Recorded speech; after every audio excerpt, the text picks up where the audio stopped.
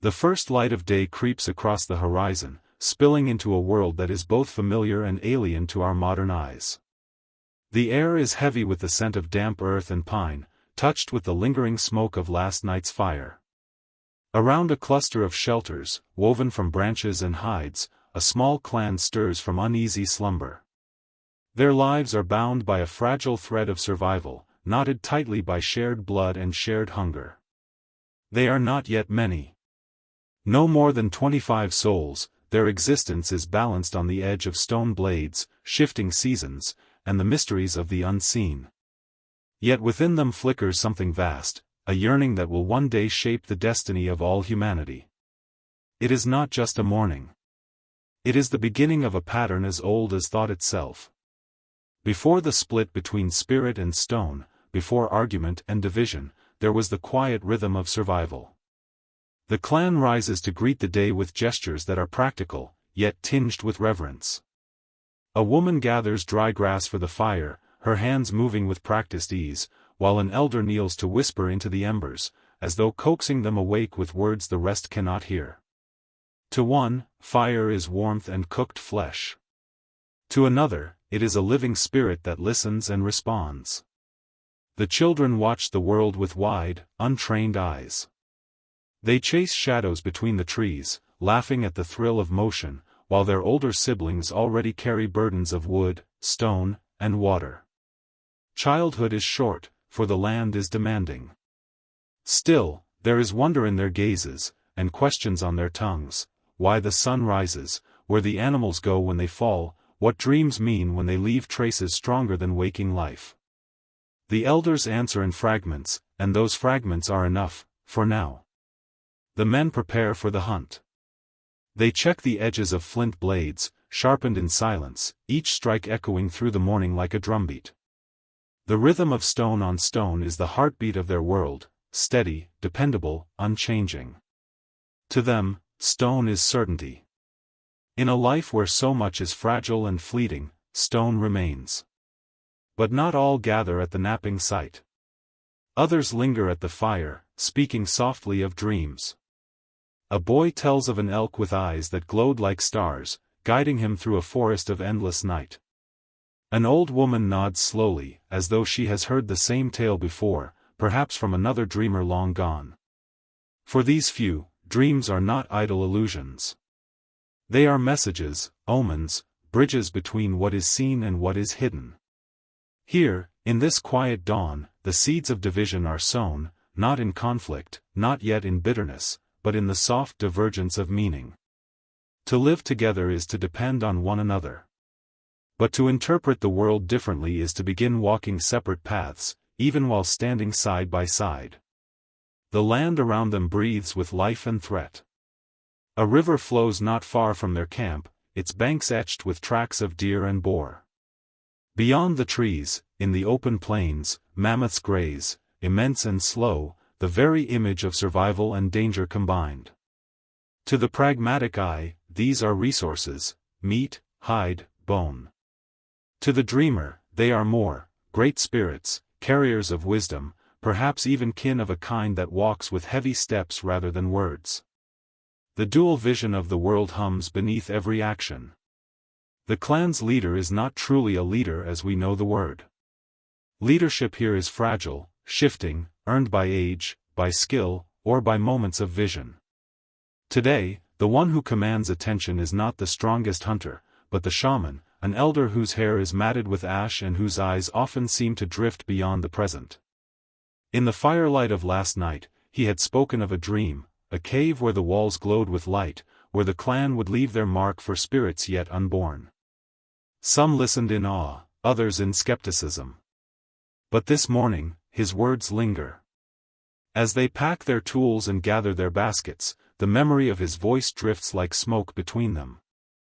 The clan moves as one into the waking day. The hunters head toward the forest edge, silent, alert. The gatherers scatter into the undergrowth, searching for roots, nuts, berries, whatever the season has spared. The fire tenders remain, keeping the heart of the camp alive, for to let it die would be to invite the cold into their bones. Each role is essential. Each breath is linked to the survival of the others. But beneath the surface of these daily tasks lies the quiet pull of two forces. One says, "Sharpen the stone, for stone alone will keep you alive." The other whispers, "Listen to the dream, for dreams carry truths that stone cannot cut." It is impossible to say when humanity first divided itself along these lines. Perhaps it was in this very dawn, or perhaps in countless others before it. What is certain is that the division would echo forever after. Even in the simplicity of this Paleolithic morning, we see the outlines of something profoundly human, the need to explain, to believe, to anchor life either in the hard weight of what we can touch, or in the fleeting shimmer of what we can imagine.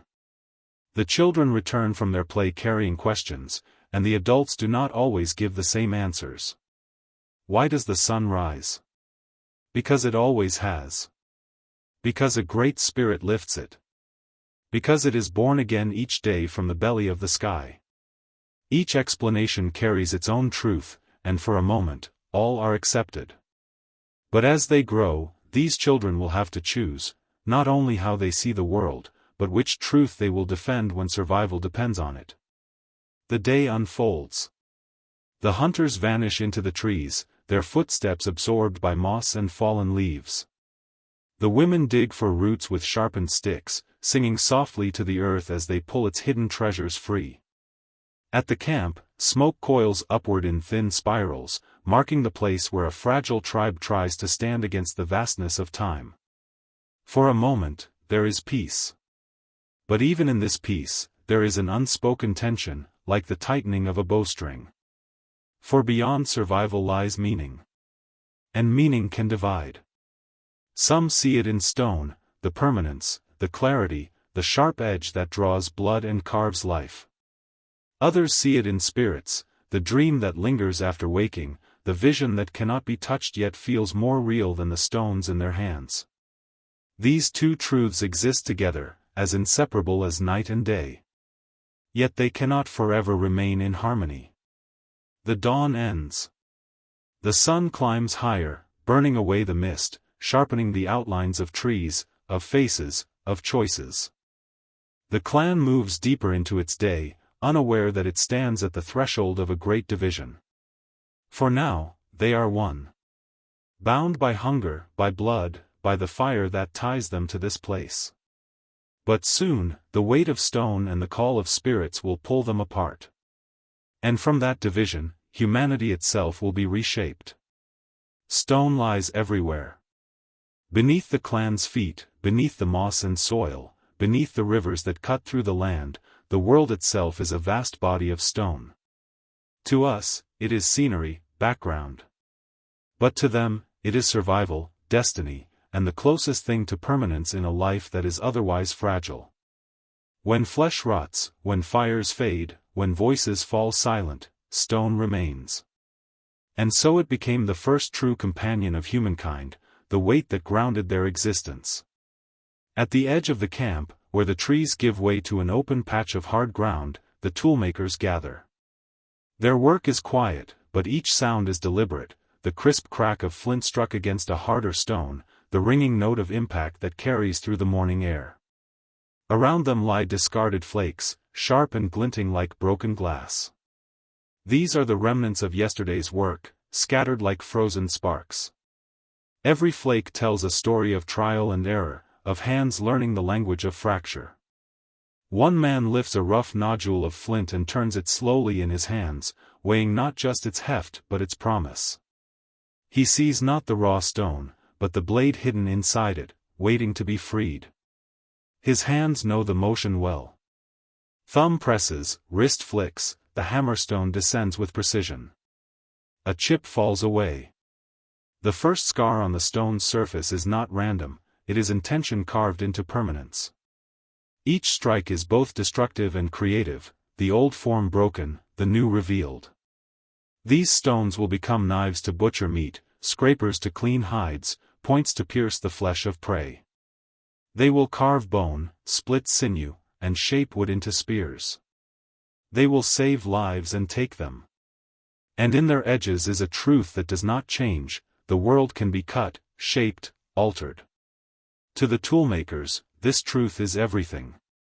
The clan respects them, though they may not always love them. They are craftsmen, patient and meticulous, often withdrawn into their work. Children watch them with awe, drawn to the sound of flint on stone, but the process is not for the careless.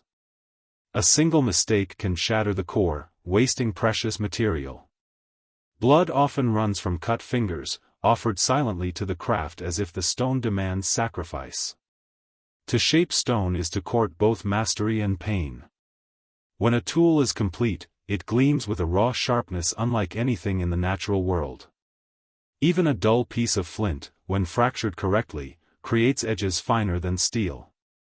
The clan knows this instinctively. They feel the blade bite through hide and tendon with ease, and they marvel. To them, stone is more than earth.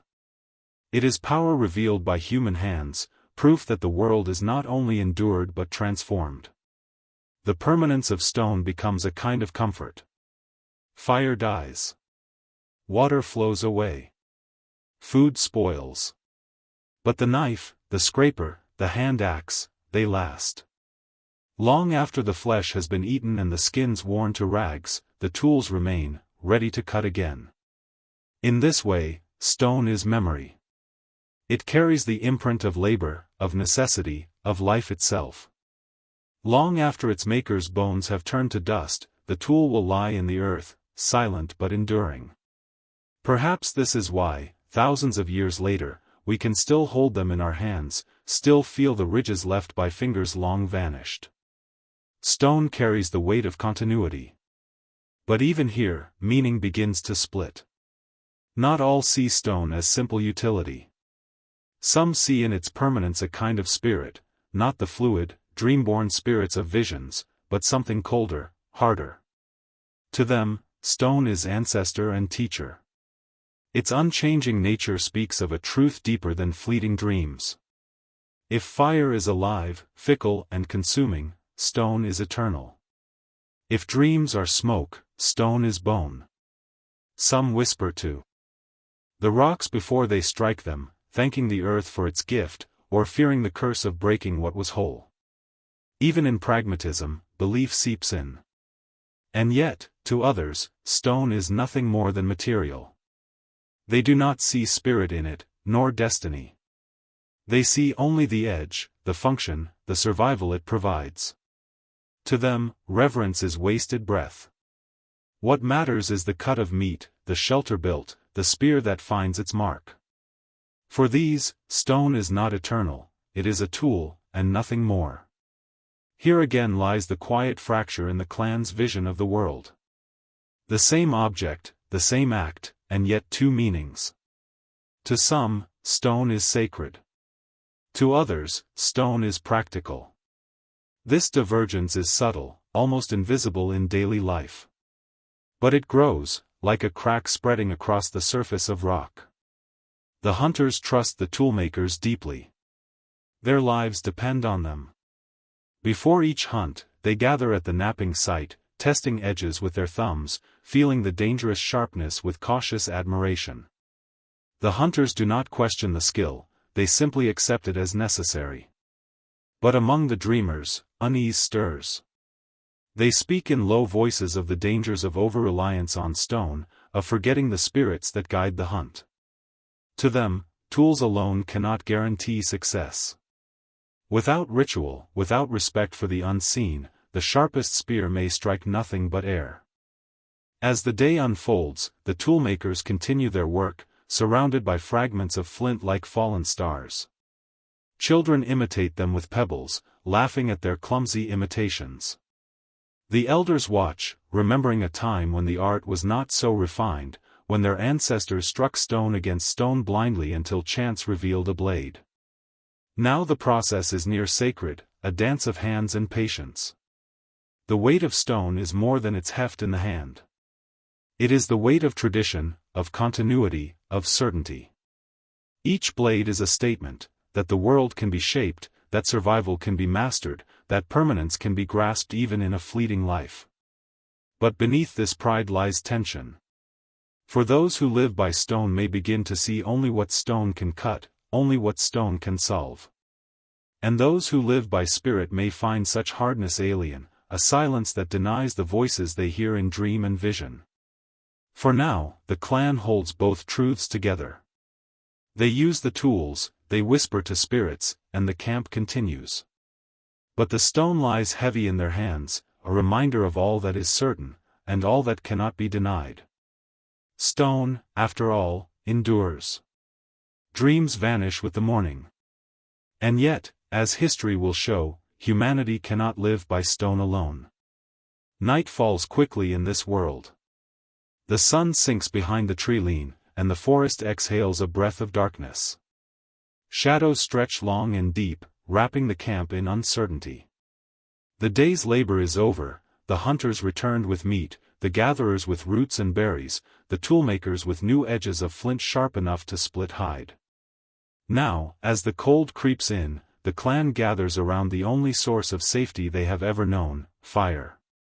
The flames flicker, restless and alive, their light dancing across faces, illuminating eyes wide with fatigue and curiosity. Sparks lift upward like tiny stars, vanishing into the night sky. To some, it is warmth, light, and protection against prowling beasts. To others, it is something more, an opening, a place where the boundaries between worlds grow thin. Around the fire, voices soften. Day is for action, for tools and tasks. Night is for words. Here, in the glow of flame, stories unfold. Some speak of hunts long past, of beasts so large their footsteps shook the ground. Others tell of ancestors, their names carried like treasures in memory, though their bones lie hidden beneath earth and stone. The children lean close, eyes wide, listening to tales that stretch the fabric of their understanding. But then come the dreams. As the fire crackles, the shaman leans forward, his gaze reflecting flame. His voice is rough with age, yet steady, carrying a weight that draws silence from the group. He speaks of visions seen in sleep, a herd of animals, glowing white as the moon, leading the clan across frozen rivers, a figure with antlers who stood in the mist and spoke in a tongue without words, a cave where hands pressed against stone, leaving behind not prints but light. Some nod in reverence. Others shift uneasily, their hands closing around stone tools as if seeking reassurance in their solidity. For those who walk the path of stone, dreams are shadows, unreliable and fleeting. For those who follow spirit, they are guidance, the voice of the unseen. Around the fire, these two worlds overlap, not yet clashing, but circling each other like wolves that sense both kinship and rivalry. A boy, no more than 10 winters old, blurts out his own vision. He dreamt of his mother, who died 2 seasons past, standing by the river, her hands dripping with water that never fell.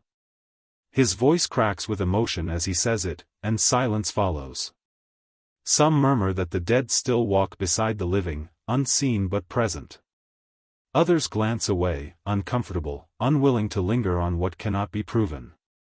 The boy's eyes shine with tears, but also with a strange hope, that his dream is not just a memory, but a message. The fire becomes a stage for confession. One woman admits she dreamt of a cave lion, golden and immense, watching from the shadows. She believes it to be a warning, that predators stalk them, that vigilance is needed. Another insists she dreamt of a sky filled with fire, the stars falling like rain, and wonders aloud if the heavens themselves can die. These are not idle musings. They are seeds of meaning, and in their telling, they shape the clan's choices. Yet not all are convinced. A hunter with scarred hands speaks up, his voice firm. Dreams do not fill bellies. Dreams do not strike the deer. He gestures to the flint blade at his side. This is truth. This is what keeps us alive. A murmur of agreement rises from some of the hunters. For them, the fire is a place to rest weary bodies, not to indulge visions. They listen, but they do not follow. The shaman smiles faintly, as though expecting the challenge. Stone cuts, he says softly, but stone does not tell you where the deer will run. Stone does not warn you when death approaches. Stone cannot answer when you cry into the night. His words linger, drifting into the silence. Here, by firelight, the division breathes. It is not anger yet. It is difference, two ways of knowing the world, seated side by side. Each child learns both, how to sharpen flint, how to listen to dreams. But as they grow, each will lean one way or the other, and the fire whispers of futures where these paths will no longer cross so easily. The flames rise and fall, casting long shadows across the camp. The smell of roasting meat fills the air, mingling with smoke, with the earthy scent of hide stretched nearby. An elder begins to chant, low and rhythmic, words old enough that their meaning is half forgotten but still heavy with power. Others join, beating sticks against the ground, turning the night into rhythm and echo. Some see this as ritual, as communion with spirits. Others see it as tradition, useful for binding the clan together, nothing more. But regardless of belief, all feel it. The fire becomes a drum, the night a vast stage, and for a brief time, the clan is one voice. The children grow drowsy in the warmth, their heads resting on the laps of mothers and fathers, the stories seeping into them like water into thirsty earth. They will dream tonight, carrying the firelight into their sleep, their visions shaped by what they have heard. Some will wake convinced they touched the spirit world. Others will wake hungry, thinking only of meat. But all will remember the night, for fire is memory, and memory is survival. Far above, the stars watch silently. The Milky Way stretches like a great river of light, ancient and unknowable. To the dreamers, it is the path of spirits across the sky.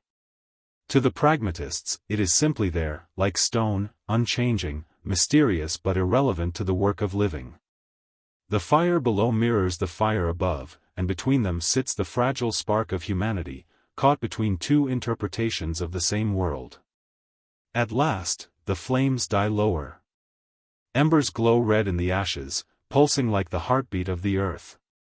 The clan drifts to their shelters, some whispering prayers, others saying nothing at all. The shaman remains, staring into the coals, lips moving in silence. Perhaps he speaks to ancestors. Perhaps he speaks only to himself. Either way, his presence by the fire marks a truth that cannot be avoided: the unseen world will not be ignored, no matter how sharp the stone becomes. And so the firelight fades, but the whispers remain, carried into dreams, carried into doubt, carried into the future. Tomorrow, the hunt will begin again, the stones will cut again, the bellies will need filling again. But tonight has left an imprint, invisible yet undeniable. The clan does not yet know it, but in the quiet division between fire's warmth and fire's whispers, their future has already begun to split. The morning begins with silence, the kind of silence that precedes tension. The hunters prepare, moving with practiced motions, their faces painted not for beauty but for focus. Spears are sharpened, stone blades bound tightly to wooden shafts with sinew and resin. The gatherers watch from the camp's edge, their eyes following the hunters as though memorizing their shapes in case some do not return. In this world, every hunt is both necessity and gamble. The clan has tracked a herd of red deer grazing by the river's bend. Their prints are fresh in the mud, their scent carried on the wind. The hunters crouch low in the undergrowth, their breaths shallow, every muscle poised. But they are not alone in this moment, not in their own minds. For some, this is merely strategy, wind direction, footing, distance, and timing. For others, unseen forces stir. The dreamers whisper of signs, the angle of a bird's flight, the rustle of leaves that feels like a warning, the shimmer of light across the river that seems too precise to be chance. The shaman has come, though he will not throw a spear. He crouches slightly apart, his body painted with ochre, his hair tangled with feathers. He murmurs softly, words that seem to flow not from his mouth but from the earth itself. His voice is low, almost lost to the rush of the river, but those who believe hear him clearly: invocations to the spirits of the deer, requests for permission, promises of respect. He places a carved bone talisman on the ground, an offering to the unseen. To some hunters, it is reassurance. To others, distraction. The moment arrives. The deer lift their heads, ears twitching, alert. The hunters spring forward, their cries piercing the morning air. Spears fly, cutting arcs through the sky. The clash of man and beast is sudden, violent, alive with desperation. Some spears strike true, others bury themselves in the earth. The deer scatter, the air filled with their cries and the pounding of hooves. One young hunter lunges too soon, his spear glancing off bone. The deer turns, thrashing, nearly crushing him. He stumbles, caught between fear and fury. It is another who saves him, a spear striking deep, the animal collapsing in the mud, its body trembling before stillness claims it. Silence follows, broken only by the labored breathing of men and the fading rustle of the fleeing herd. The deer lies dead, its blood soaking into the earth. The hunters gather, their chests heaving, their hands shaking. To the pragmatists, this is success earned by precision, by sharpened stone, by steady hands. They see the flint blade that cut through hide and muscle, the spear that found its mark, the skill that made the difference between feast and famine. But to the dreamers, the story is different. They point to the raven that circled overhead just before the strike. They recall the shaman's murmur of words, the talisman pressed into the soil. They see in the deer's last gaze not emptiness but passage, a spirit leaving flesh, acknowledging the exchange of life. They believe the spirits guided the spear, that without them, no blade would have struck true. Voices rise, low at first, then sharper.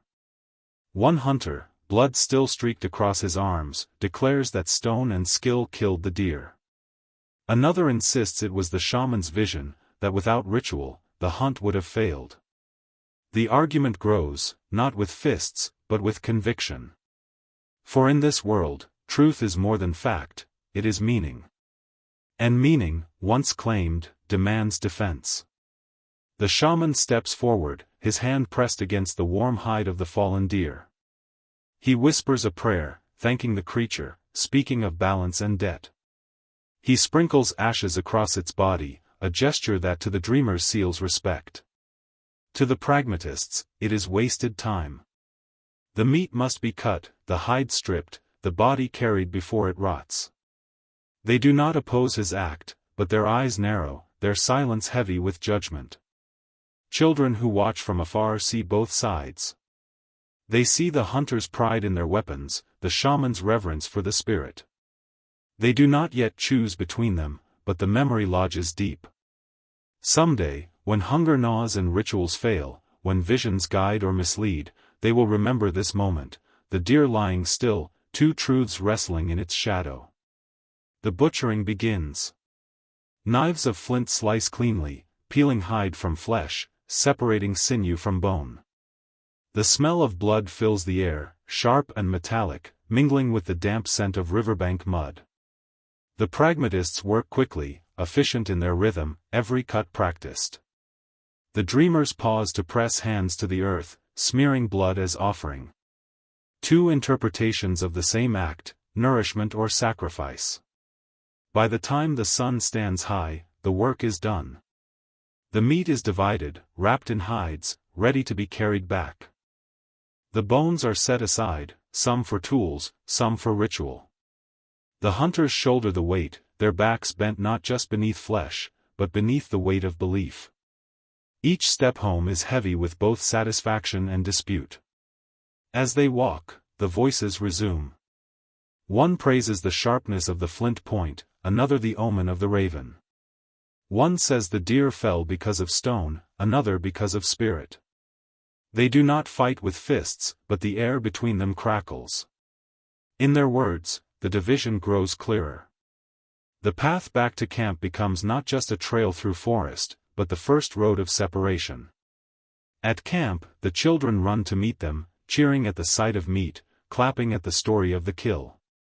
The women prepare fires, readying to roast and preserve. But as the clan gathers, they feel it, the fracture running like an invisible scar through their people. Some feast with gratitude to the spirits, others with pride in their tools. The same meat fills their bellies, but not the same meaning. That night, the fire burns bright again.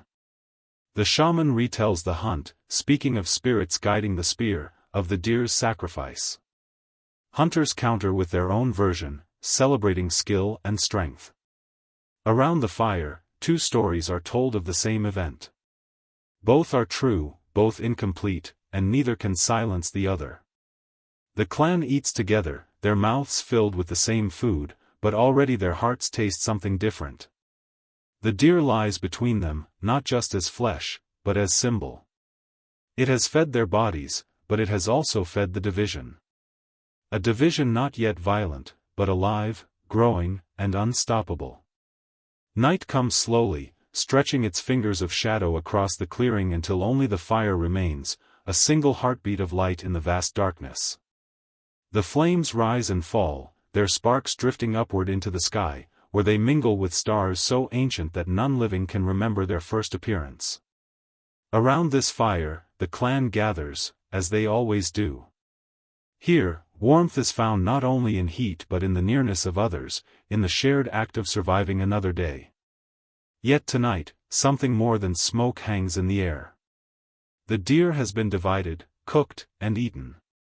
Fat sizzled over the flames, the smell clinging to the hair and hides of all present. Bellies are full, children drowsy, hunters proud, but beneath the satisfaction lies something restless, unspoken, like a shadow at the edge of vision. It is not hunger that gnaws now, but meaning. The fire has always been more than fire. It is the place of stories, where the dead are remembered and the unseen is made visible.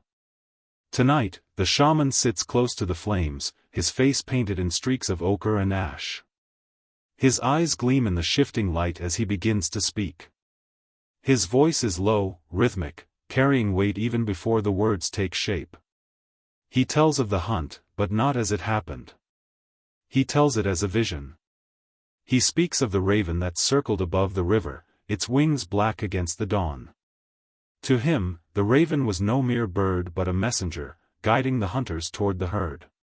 He speaks of the moment the deer fell, not as the triumph of a spear but as the gift of a spirit, its life offered so the clan might live. His words wrap the hunt in meaning far beyond the cut of flint or the thrust of muscle. To his listeners, the ordinary becomes sacred, the struggle of men elevated into the theater of gods and spirits. Some lean forward, listening intently. Their eyes widen with awe, their mouths parting in wonder. For them, the shaman's words do more than describe, they weave order into chaos, purpose into chance. They give the hunt weight beyond survival. These listeners find comfort in believing the world is not random, that their lives are tethered to something vast, intentional, eternal. But not all are moved. A hunter, broad-shouldered and scarred, shifts uncomfortably. His gaze is steady, his jaw set. He interrupts. His voice is not loud, but it cuts through the night. He reminds the clan of how the spears were crafted. How many days it took to shape the flint, how many cuts it took to bind the points to the shafts. He reminds them that it was skill, not omen, that brought down the deer. He gestures to his calloused hands, the muscles carved by labor. It was these, he says, that fed us, not a bird circling in the sky. A murmur ripples through the group. Some nod at his words, relief sparking in their eyes at the return to solid ground. They have seen too many hunts fail despite rituals, too many prayers unanswered. For them, survival has always been born from hands, tools, and sweat. The fire crackles louder, as though it too listens. The shaman does not falter. He places a hand on the earth, fingers digging into the soil. He speaks of balance, of how the deer's spirit will return to the forest, of how its kin must not be hunted too quickly, lest the spirits grow angry. His words are heavy with warning, not of spears breaking or hunters stumbling, but of unseen forces turning against the clan. The children listen, their small faces flickering in the firelight. They see in the shaman's words both fear and wonder. Some cling to their mothers, imagining great spirits moving unseen in the night. Others stare at the hunter's scarred hands, believing more in flesh and stone than in the whispers of gods. Already, their young minds are dividing, each being drawn toward one vision of the world or the other. Tension lingers, though no one dares raise their voice further. Instead, the whispers begin. Quiet at first, drifting between groups. One woman leans close to another, murmuring that she believes the shaman is right, that she dreamed of a raven too. A man nearby scoffs under his breath, telling his son to sharpen his spear instead of chasing omens. These whispers spread like embers, carried from one person to another, growing hotter, brighter. By the time the fire has burned low, two fires burn within the clan, one of belief in spirits, and one of belief in stone. They share the same warmth, the same meat, the same circle of survival, but they no longer share the same story. The night deepens. Some drift into sleep, curling against the earth, their dreams already filled with ravens, deer, and shadows. Others lie awake, staring at the stars, wondering which truth will lead them to survival. Above them, the constellations shine, silent and indifferent, their light falling equally on those who whisper of spirits and those who whisper of stone. And so the clan rests, but not in unity. The fire burns low, yet its glow reveals more than faces, it reveals a fracture, thin but undeniable, running through them. By morning, they will hunt, gather, and eat together once more. But around the fire, a truth has been born that cannot be unspoken. It is the truth that one people can look at the same flame, the same hunt, the same world, and see not one meaning, but two. The dawn comes with the smell of smoke still lingering in the camp. Ashes from the night's fire are scattered across the ground, cold and gray, though a few embers glow faintly beneath. Before the sun climbs high, before the gatherers begin their work, one man is already awake, his hands busy. He is the stone crafter. His name is seldom spoken with reverence like the shaman's, but in the shadows of the clan's survival, his role is just as vital. He sits alone near the edge of camp, where the forest floor opens into a patch of clear earth. Beside him lies a scatter of flakes and shards, the remains of stones broken wrong, angles missed, strikes wasted. In front of him, a block of flint waits, dark and heavy, its surface raw with promise. The crafter lifts his hammerstone, an old companion, smooth from years of use, and strikes. The sound is sharp, echoing like bones snapping. A shard splinters away, razor thin, sharp enough to cut flesh with ease. This is his world, the world of angles, pressure, rhythm. He knows where to strike, how to turn stone into blade.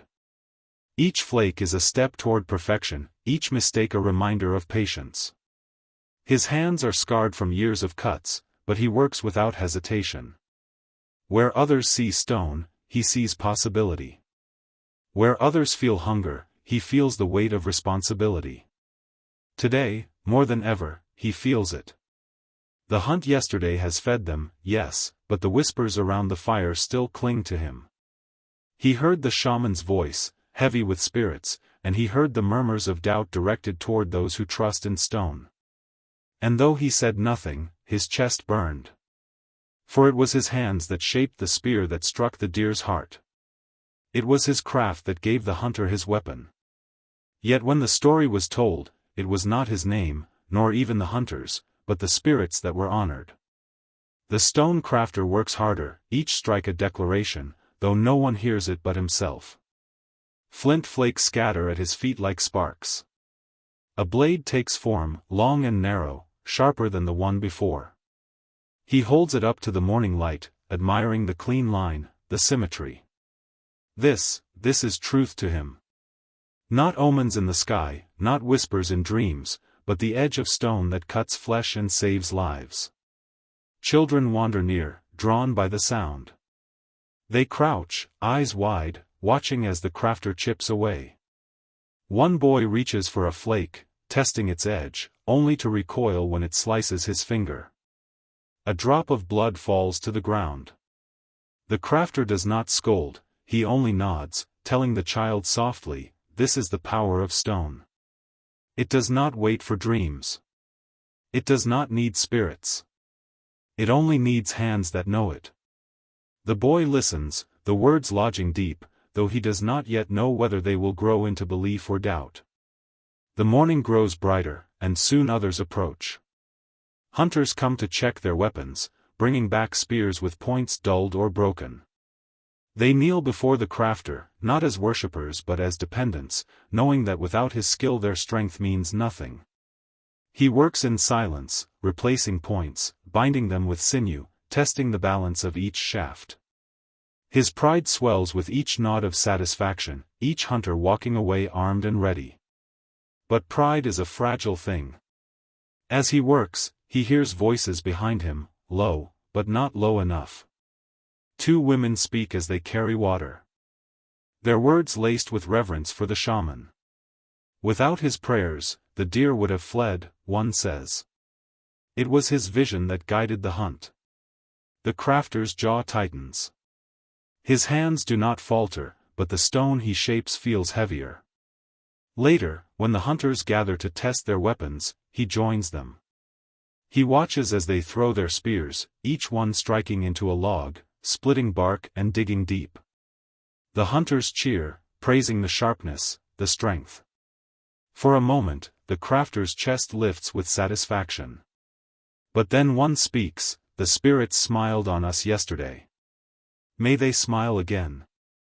And just like that, the pride dims, buried beneath words that erase his hand from the story.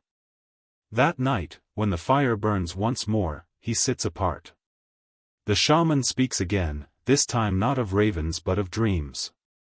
He claims to have seen a vision of great beasts beyond the river, beasts larger than deer, their tusks long as spears. The clan murmurs in awe, caught in the shimmer of his words.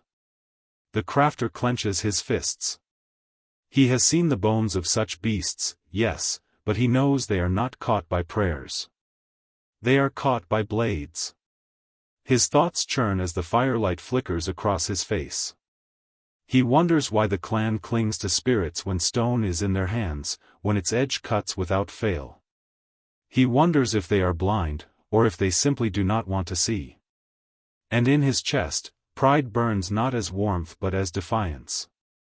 Still, he does not speak. Not yet.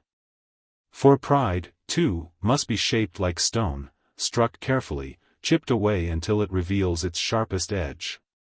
His time will come, he tells himself. A day will arrive when spirits fail, and only stone remains. On that day, they will remember whose hands truly fed them. For now, he works. He sharpens. He waits. The stone at his feet lies shattered, but from its heart, he has drawn new blades. They gleam in the firelight, silent testaments to his truth. He touches them lightly, the way another man might touch a sacred relic. To him, they are sacred. Not because they hold spirits, but because they hold certainty. And as the clan drifts into sleep, divided between dreamers and pragmatists, the stone crafter lies awake, his tools beside him, his pride unspoken but unbreakable. For in every strike, every flake, every edge, he hears the only voice that matters, the voice of stone itself. The camp wakes slowly. Smoke from last night's fire clings to the hides that shelter them, drifting like a ghost through the morning air. Children rub their eyes, the gatherers move toward the forest with baskets, and hunters prepare their bodies for another day. Yet, beneath the rhythm of survival, a subtle shift has taken place. Words from the fire still hang heavy in the air, words of spirits and stone, words that have begun to sort the clan into two kinds of people. On one side are the dreamers, those who hear the shaman's voice as truth. To them, the world is alive with signs, a bird's flight is a message, a strange shadow in the forest a warning, a dream in the night a prophecy. They live not only in the world of flesh but in the world of meaning, and that meaning is drawn from things unseen. For them, the spirits breathe life into every moment, making the world less random, less cruel. The dreamers find comfort in this. They do not only eat meat, they give thanks to it. They do not only hunt animals, they honor them. Life, for them, is sacred because it is guided. On the other side are the doubters. They are not blind to the beauty of the world, but they see it as it is, harsh, unyielding, indifferent. To them, survival comes from stone and sinew, from hands that work and eyes that watch. They do not ignore dreams, but they do not build their lives upon them. They trust more in a spear's sharpness than in a raven's flight. They believe that if the clan lives, it is because of their effort, not because of some unseen force that chooses to favor or abandon them.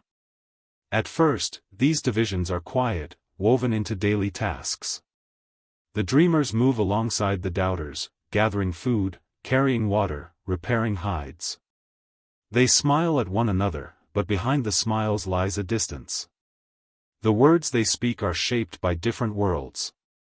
When a gatherer trips and drops her basket, a dreamer whispers that it is an omen, while a doubter shrugs and blames the roots of the earth.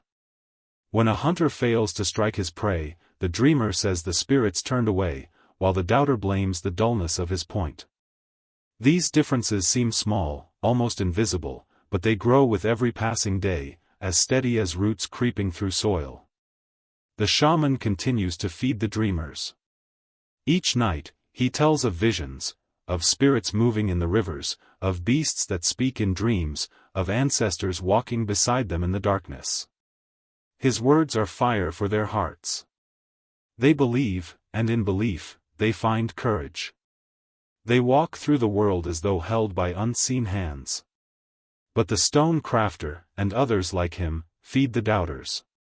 Each day they sharpen tools, mend weapons, build fires, and prove that human hands shape destiny. When a spear breaks and is repaired, when a blade is honed sharper than before, when a fire is sparked with flint, the doubters see their truth made flesh. They do not need visions, they need skill. Their pride grows not in the unseen, but in the seen, in the tangible. Yet both groups remain bound together by need. The dreamers may whisper of spirits, but they eat the meat the doubters kill. The doubters may scoff at omens, but they sit quietly when the shaman sprinkles ashes over a kill, for to challenge him openly would stir more than whispers. For now, necessity forces them into one circle, even as belief pulls them into two. The children, as always, stand between. They listen with wide eyes to the shaman's stories, imagining spirits soaring above them, shaping the world in silence. But they also watch the stone crafter, their small hands imitating the chip of flint, eager to make tools of their own. They do not yet choose. Their hearts are soft clay, shaped by whichever story feels stronger when they grow. In their future lies the direction of the clan. As days pass, the divide deepens. A dreamer who falls ill swears he has been touched by spirits, and the shaman blesses him. But the doubters grumble that what he needs is rest, not ritual. A child is born, and the dreamers say the spirit sent him, the doubters say he came because a woman carried him. Each side sees the same world, but speaks of it in two tongues. This tension is not open conflict, not yet. Around the fire, they still sit together, sharing the same meat, warming their hands at the same flame. But when the shaman tells his stories, some eyes shine while others harden. When the stone crafter holds up a blade, some nod in respect while others look away. The clan is still one body, but its heart beats with two rhythms. There are moments when the two sides collide more directly.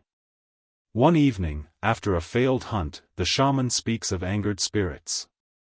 His voice is solemn, warning that the clan must make offerings, must show respect, or famine will follow.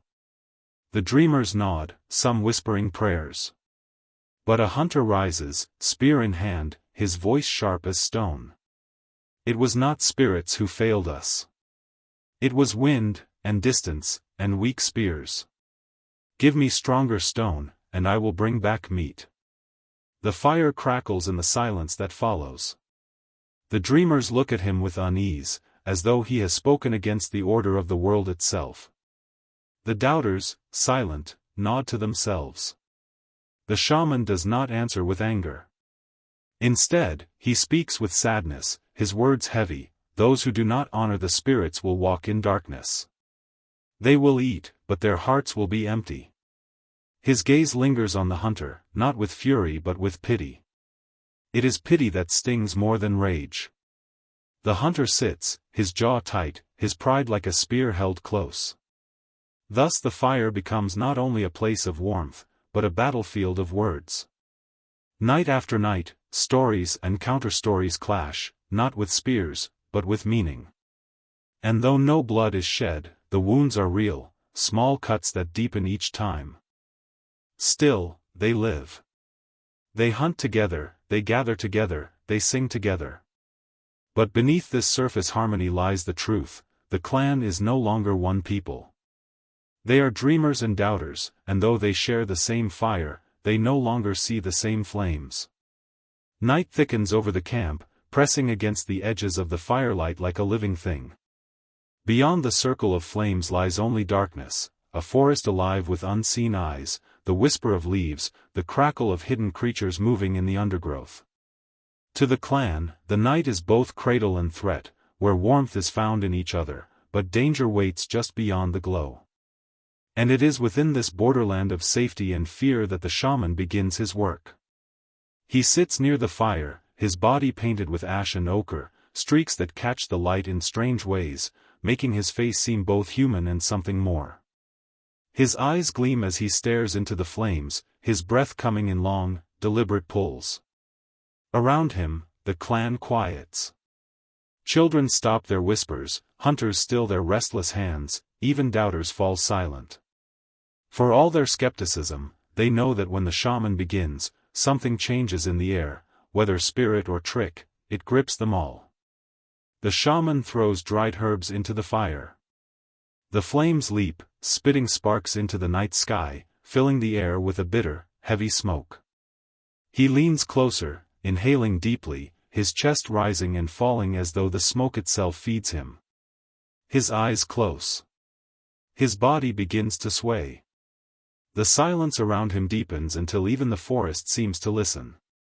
And then he speaks, not with the calm tone of a man but with the trembling voice of one caught in a vision. His words tumble out, strange and rhythmic, half chant, half story. He speaks of walking beyond the fire, into the darkness, where shadows breathe and shapes shift. He tells of a great beast, larger than any deer, larger than any bear, with tusks like trees and a voice like thunder. Its eyes, he says, burned with fire not of this world. The dreamers lean closer, their faces filled with awe. They see the beast in their minds as clearly as if it stood before them. Some whisper prayers, hands pressed to their hearts. The shaman's voice quivers, rising and falling with the rhythm of the flames, as though he is not telling but reliving. But the doubters shift uncomfortably. They exchange glances, their expressions caught between disbelief and unease. Some of them know this beast by another name, the mammoth. They have seen its bones, massive and ancient, lying half-buried in the earth. They know it exists, but not as the shaman describes, not as a creature of fire and thunder, but as flesh and blood, dangerous yet mortal. Still, they do not speak aloud. For even if they do not believe in his spirits, they cannot deny the power his words have over the clan. The shaman continues, his voice rising now. He tells of how the beast spoke to him in the vision, how it warned that the clan must honor the balance between stone and spirit. If they forget the unseen, if they trust only in hands and blades, then the beast will rise against them, its tusks tearing their shelters, its voice calling storms to scatter them. His body shakes as he speaks, his arms lifted to the sky, his shadow dancing wildly on the rocks. The fire pops loudly, as though answering him. Sparks leap high into the night, glowing embers that drift like stars. The clan gasps, and some fall to their knees. To them, this is not coincidence but confirmation, the spirits themselves breathing through the flames. The dreamers' eyes shine with devotion. The doubters, though, see differently. They know the fire spits when herbs are thrown in, that sparks fly when wood cracks. They whisper among themselves that the shaman knows tricks to bind minds. Yet even they cannot fully dismiss the unease creeping through their chests. For what if, even by chance, his words carry truth? What if the vision, whether born of spirit or smoke, foretells something real? As the shaman speaks, the children watch with wide eyes, caught between wonder and fear. In their minds, the line between dream and reality blurs. They see the mammoth with its tusks like lightning, and they believe, not because they understand, but because belief is easier than doubt when the fire glows and the night is deep. The vision reaches its peak. The shaman's voice cracks, filled with urgency. He declares that the clan must choose, to honor the spirits, or to walk blindly into ruin. He warns that division will weaken them, that the beast in his vision was not only animal but symbol. It will crush us, he cries, if we do not walk as one. His words hang in the night air, trembling like the last note of a song. For a long moment, silence. Only the crackling fire speaks. Then the dreamers begin to murmur, their voices filled with awe. They thank the spirits for sending such a vision. Some bring small offerings, bones, beads, scraps of meat, laying them at the shaman's feet. They believe he has saved them, that he alone sees the road ahead. But the doubters sit apart, their faces shadowed, their thoughts heavier. To them, the vision is not salvation but danger, not truth but a tool. They see how easily the clan sways to his words, how quickly they forget stone and spear when fear takes hold. They whisper quietly, so none but each other can hear, it is not the spirits who divide us. It is him. The fire burns lower, but the night does not return to peace. The clan disperses slowly, dreamers whispering of omens, doubters shaking their heads in silence. The shaman sits alone by the dying fire, his breath still heavy, his eyes distant. Whether he truly saw visions or simply knew how to shape fear, none can say. But his words linger, lodged in every heart. As the camp settles, the stars will above, cold and unchanging. Somewhere in the distance, a real mammoth moves through the forest, its breath steaming in the night, its tusks gleaming faintly in the moonlight. It does not know of spirits or stone, of dreamers or doubters. It only knows hunger, cold, and the endless rhythm of survival. Yet in the camp, it has already become more than itself. It has become a symbol, a shadow looming over both belief and doubt. The shaman's night vision has set a path the clan cannot step back from. They will either walk deeper into the realm of spirits or cling harder to stone. Whichever way they go, the fire has already burned the division into their souls. The morning after the shaman's vision, the camp feels different. The air is heavy, as though the night's words still hang unseen, threading through the smoke of the fires. Faces are drawn, eyes restless, hands busy with tasks that seem more nervous habit than true work. A division has settled among the people, subtle at first, but growing sharper with every glance, every whisper. On one side are the dreamers, those who believe the shaman's vision was a gift from the spirits. They whisper excitedly of omens and warnings, telling each other that they must follow the path laid out in the flames or risk destruction. They carry themselves with a sense of urgency, as though every act, fetching water, tending the fire, preparing food, might hold spiritual weight. They move with purpose, their voices hushed but filled with conviction. On the other side are the doubters. Their movements are slower, their gazes heavier. They watch the dreamers with suspicion, their jaws tight, their hands gripping stone tools with more force than necessary. To them, the shaman is not a savior but a manipulator, someone weaving fear into control. They gather in quiet circles, speaking low, careful not to draw too much attention. It is smoke, one mutters. Smoke and trickery. He sees what he wants, and they follow like blind deer. Another replies, and if they follow, they will drag us with them. The tension begins small, like cracks in a rock face, hardly visible, but spreading beneath the surface. At the communal fire, dreamers offer thanks to the spirits before eating, placing bits of food into the flames as sacrifice. Doubters watch in silence, their stomachs gnawing with hunger, their patience wearing thin. Food is for mouths, not fire, one says under his breath, though his eyes dart quickly to see who overheard. In the hunts, the division grows sharper still. Dreamers insist that before chasing the herds, the shaman must bless the spears, painting them with ochre and ash, whispering chants over their sharpened edges. They claim that without this, the hunt will fail, that the spirits will lead prey away or curse the hunters with accidents. The doubters resist, muttering that the strength of a spear comes from the stone and the arm that throws it, not from smoke or paint. But when the dreamers refuse to move without blessing, the hunt stalls. The hunters glare at one another across the cold morning, the animals already drifting farther from reach. The children feel the weight of it too. Some follow their parents' beliefs, kneeling beside the dreamers to whisper prayers, their small faces painted with streaks of ash. Others mimic the doubters, hefting stones and pretending to strike, laughing with the bravado of youth but glancing nervously at the shaman. In their play, the rift grows, a division not only among the adults, but already rooting itself in the next generation. The shaman himself watches all of this with unreadable eyes. He says little in the daylight, speaking only when asked, letting his silence carry its own weight. To the dreamers, this silence is proof of his depth, his communion with forces beyond their reach. To the doubters, it is the quiet of a man who knows his power and does not need to flaunt it. Each side sees what it wishes in him, and each side grows stronger in its conviction. The breaking point comes not in words, but in blood.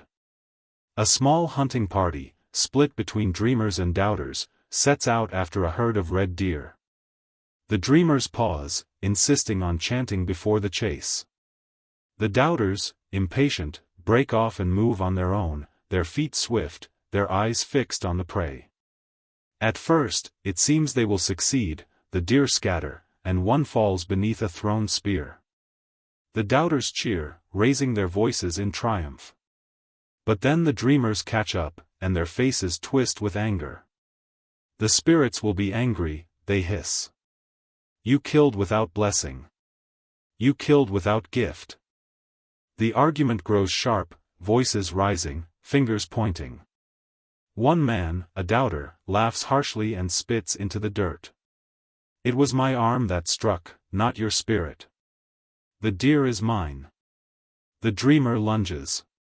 A fist connects. The forest explodes with shouting, with grappling bodies, with rage that has waited too long for release. Spears clatter to the ground as men wrestle, their cries mingling with the shrill alarm of the scattering deer.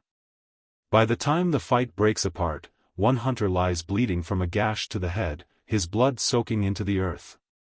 The deer is gone. The meat is lost. They return to the camp in silence, but their silence is louder than shouting. The dreamers claim the bloodshed as proof of the spirit's anger. The doubters claim it as proof of the dreamer's madness. Around the fire, voices rise again, harsher this time. Old alliances strain. Brothers stand apart. Mothers draw their children closer, unsure which side to trust. The shaman finally speaks, his voice low, commanding.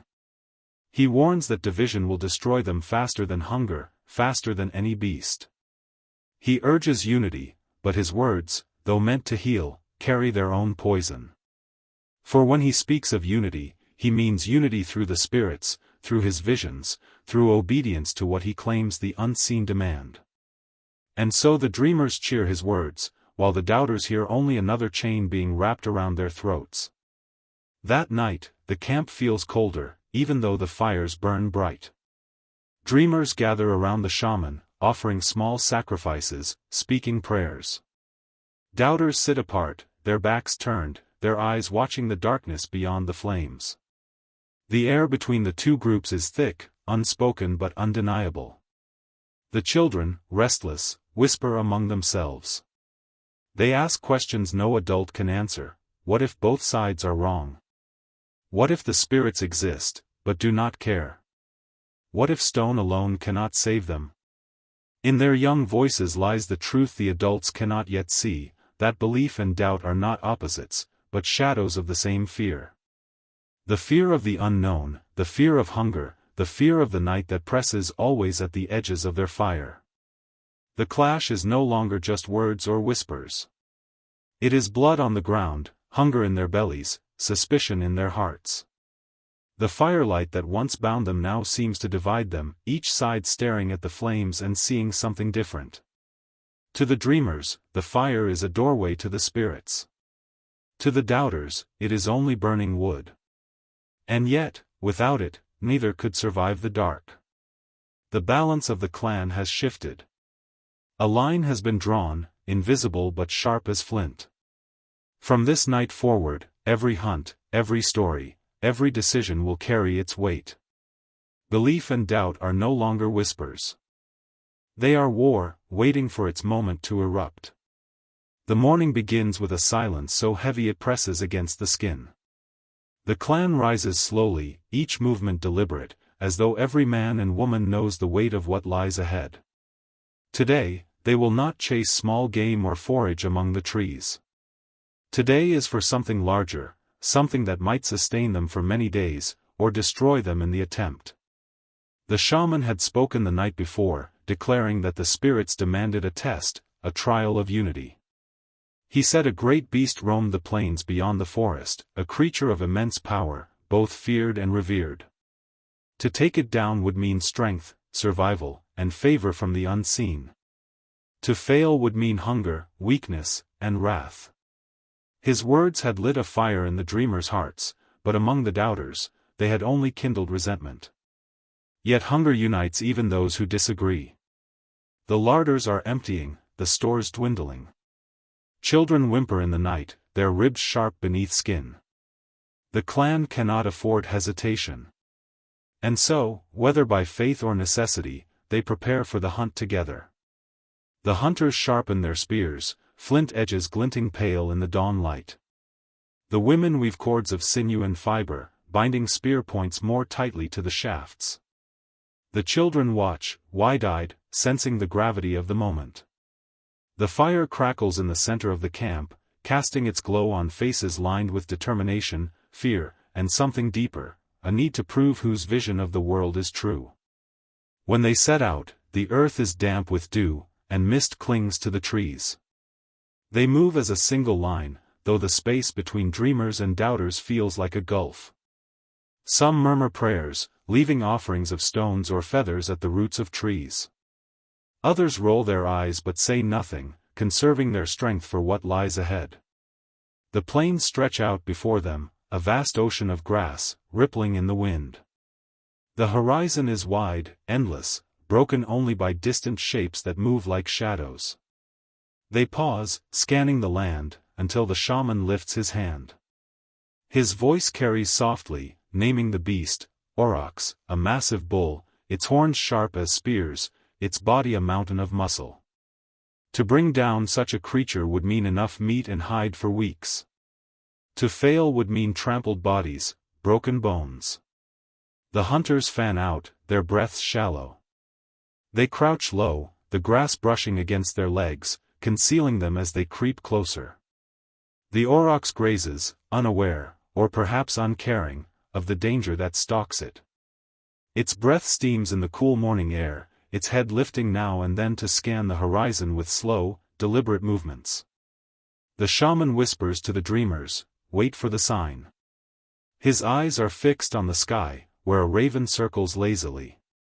The doubters exchange grim looks. To them, the only sign worth heeding is the moment the spears fly. Tension thickens. Time stretches. Muscles ache from crouching, from waiting. And then, the wind shifts. The aurochs raises its head, nostrils flaring. Its dark eyes glimmer with sudden awareness. The moment has come. A cry splits the air, half chant, half command. The dreamers surge forward, spears lifted, voices raised to the spirits. The doubters follow, their silence grim, their focus sharp. Together, they descend upon the beast. The aurochs bellows, a sound that shakes the ground. It charges, horns lowered, a wall of flesh and fury. Spears fly, some finding their mark, others clattering harmlessly into the dirt. One spear strikes deep into its flank, another grazes its shoulder. Blood sprays, hot and vivid, but the beast does not falter. The hunters scatter, some dodging left, others right. A man is too slow, he is caught by the beast's horn, thrown like a doll, his body crumpling on the ground. Shouts erupt, fear and rage colliding in the chaos. The dreamers cry out that the spirits test them, urging courage. The doubters scream for formation, for tactics, for focus on the body not the sky. Again the hunters converge, driving the beast toward a patch of marshy ground where its hooves sink. Spears strike again, piercing its side, its chest. The aurochs thrashes, its roar filling the air, but its strength wanes. Blood pours from its wounds, staining the earth red. At last, a final spear, thrown by the scarred hunter who had always doubted, strikes true, lodging deep in the beast's neck. The auroch staggers, collapses, and with a final groan, falls still. Silence. Heavy, trembling silence. The hunters stand, panting, their bodies slick with sweat and blood. For a moment, none move, none speak. Then the shaman steps forward, raising his hands to the sky. He declares victory, a gift of the spirits, proof that their faith was rewarded. The dreamers cheer, their voices rising in triumph. But the doubters do not cheer. They look instead to the fallen hunter, his body broken, his blood mixing with that of the beast. They look to the spears in their hands, the flint sharpened by hours of labor. They know the aurochs did not fall from prayer but from persistence, from skill, from the final throw of a strong arm. The division sharpens even in triumph. To one side, the hunt proves the power of unseen forces. To the other, it proves only the strength of stone and flesh. They begin the work of butchering the beast, their hands red to the elbows as they strip flesh from bone. The meat is piled, the hide stretched, the bones set aside for tools. The shaman leads a small ritual, offering the beast's heart to the fire. The dreamers join eagerly, their faces painted with blood and ash. The doubters turn away, muttering that the heart could have fed children. By the time the sun sinks low, the carcass is reduced to parts, the air thick with the scent of blood. They haul the meat back to camp, staggering beneath its weight, their bodies aching but their spirits conflicted. Around them, the land is quiet, as if holding its breath. When they return, the camp erupts in awe. Children gasp at the size of the horns, women marvel at the sheer mass of meat. For a moment, unity flickers, the joy of survival, the relief of abundance. Yet beneath the celebration, the fracture remains. Dreamers gather around the shaman, praising his vision, telling and retelling the story of the raven, the omen, the gift. Doubters sit apart, sharpening tools, their faces hard, their silence louder than words.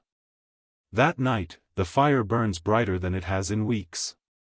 The people feast on roasted flesh, grease shining on their faces, laughter echoing into the darkness. But as the flames crackle and the stars emerge, the question lingers, was this victory the will of spirits, or the will of human hands? And though the beast is dead, another has been born, a beast of division, growing stronger with each story, each whisper, each doubt. The night after the great hunt is thick with the scent of roasted meat, smoke, and blood. The aurochs lies no more upon the plains, but its presence still dominates the camp. Piles of meat glisten in the firelight, stacked high on hides. Bones lie in heaps, ready to be cracked for marrow or shaped into tools. The massive horns are set upright near the fire, their dark tips glowing orange from the reflected flames. The people gather around, their bellies heavy, their voices rising. For the first time in many days, hunger is not the shadow looming over them, it is a memory pushed away by the fullness of their feast. Children lick grease from their fingers. Hunters, their muscles sore and bruised, drink deeply of the marrow's strength. The women, who had labored to strip the carcass, sit close to the fire, eyes shining with pride and relief. In this moment of abundance, stories begin to flow. The shaman is the first to speak. His voice carries above the laughter and chatter, steady and commanding. He recounts the hunt not as a struggle of flesh against flesh, but as a sacred trial. He tells how the raven flew above them, how its cry marked the moment of attack, how the spirits guided their spears. His words weave the chaos of blood and dust into a tapestry of destiny. Around the fire, the dreamers listen in rapture. They nod, eyes wide, as though the memory of their own fear and pain is transformed into something greater, something worthy of reverence. They sing low in response, a chant of gratitude to the unseen, their voices layering over the shaman's tale like the threads of a net. But the doubters listen too, and their faces are less moved. They sit apart, sharpening flint, their expressions hard. When the shaman speaks of the spirits guiding the final blow, the scarred hunter, the one who cast the killing spear, snorts in derision. His voice cuts through the chant like a stone breaking water.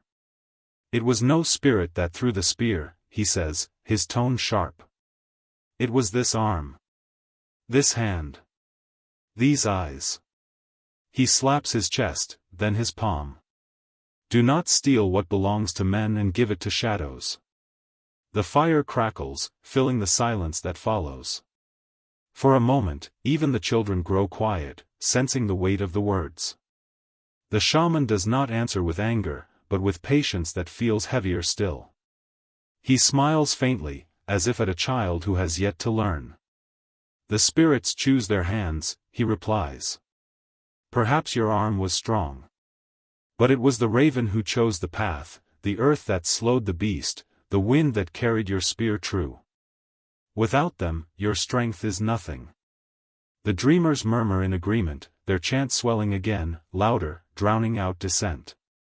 The doubters grit their teeth. Some shaking their heads, some spitting into the dirt. The line between them deepens, carved not in soil but in memory. And yet, despite their anger, none can deny the power of the shaman's words. For words shape memory, and memory shapes truth.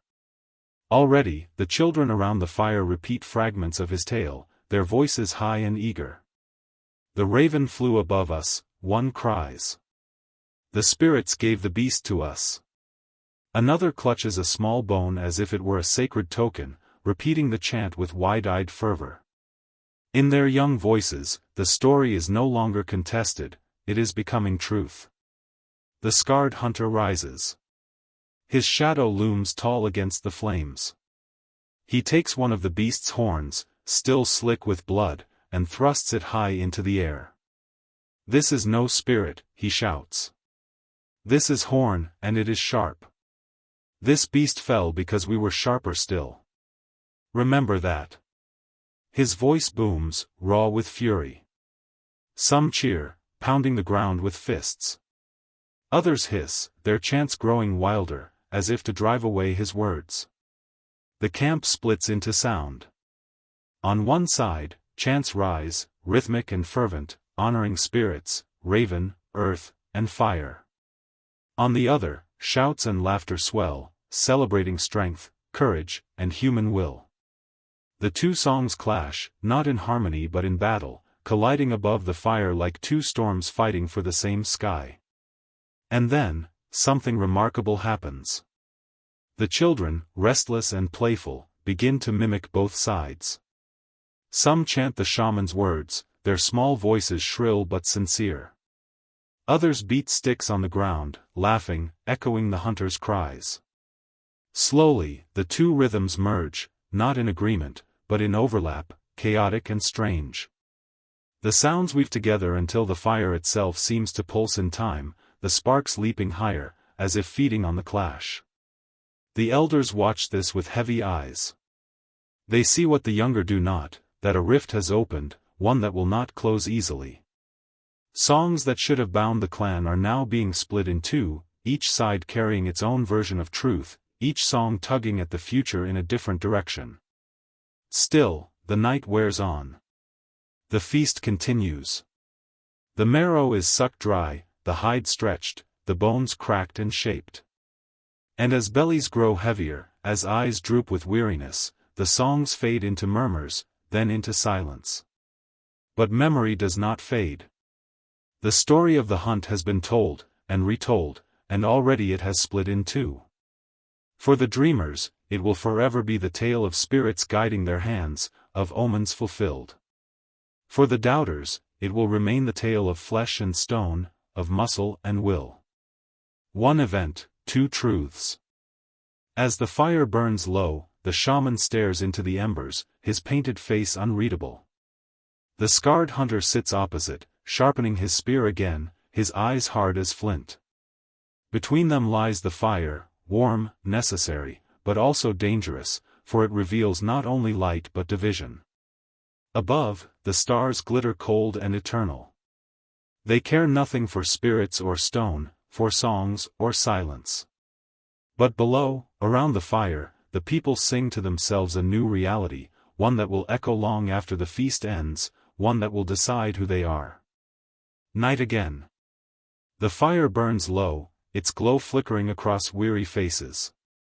The feast has ended, and silence has fallen on the camp. But in silence, dreams stir.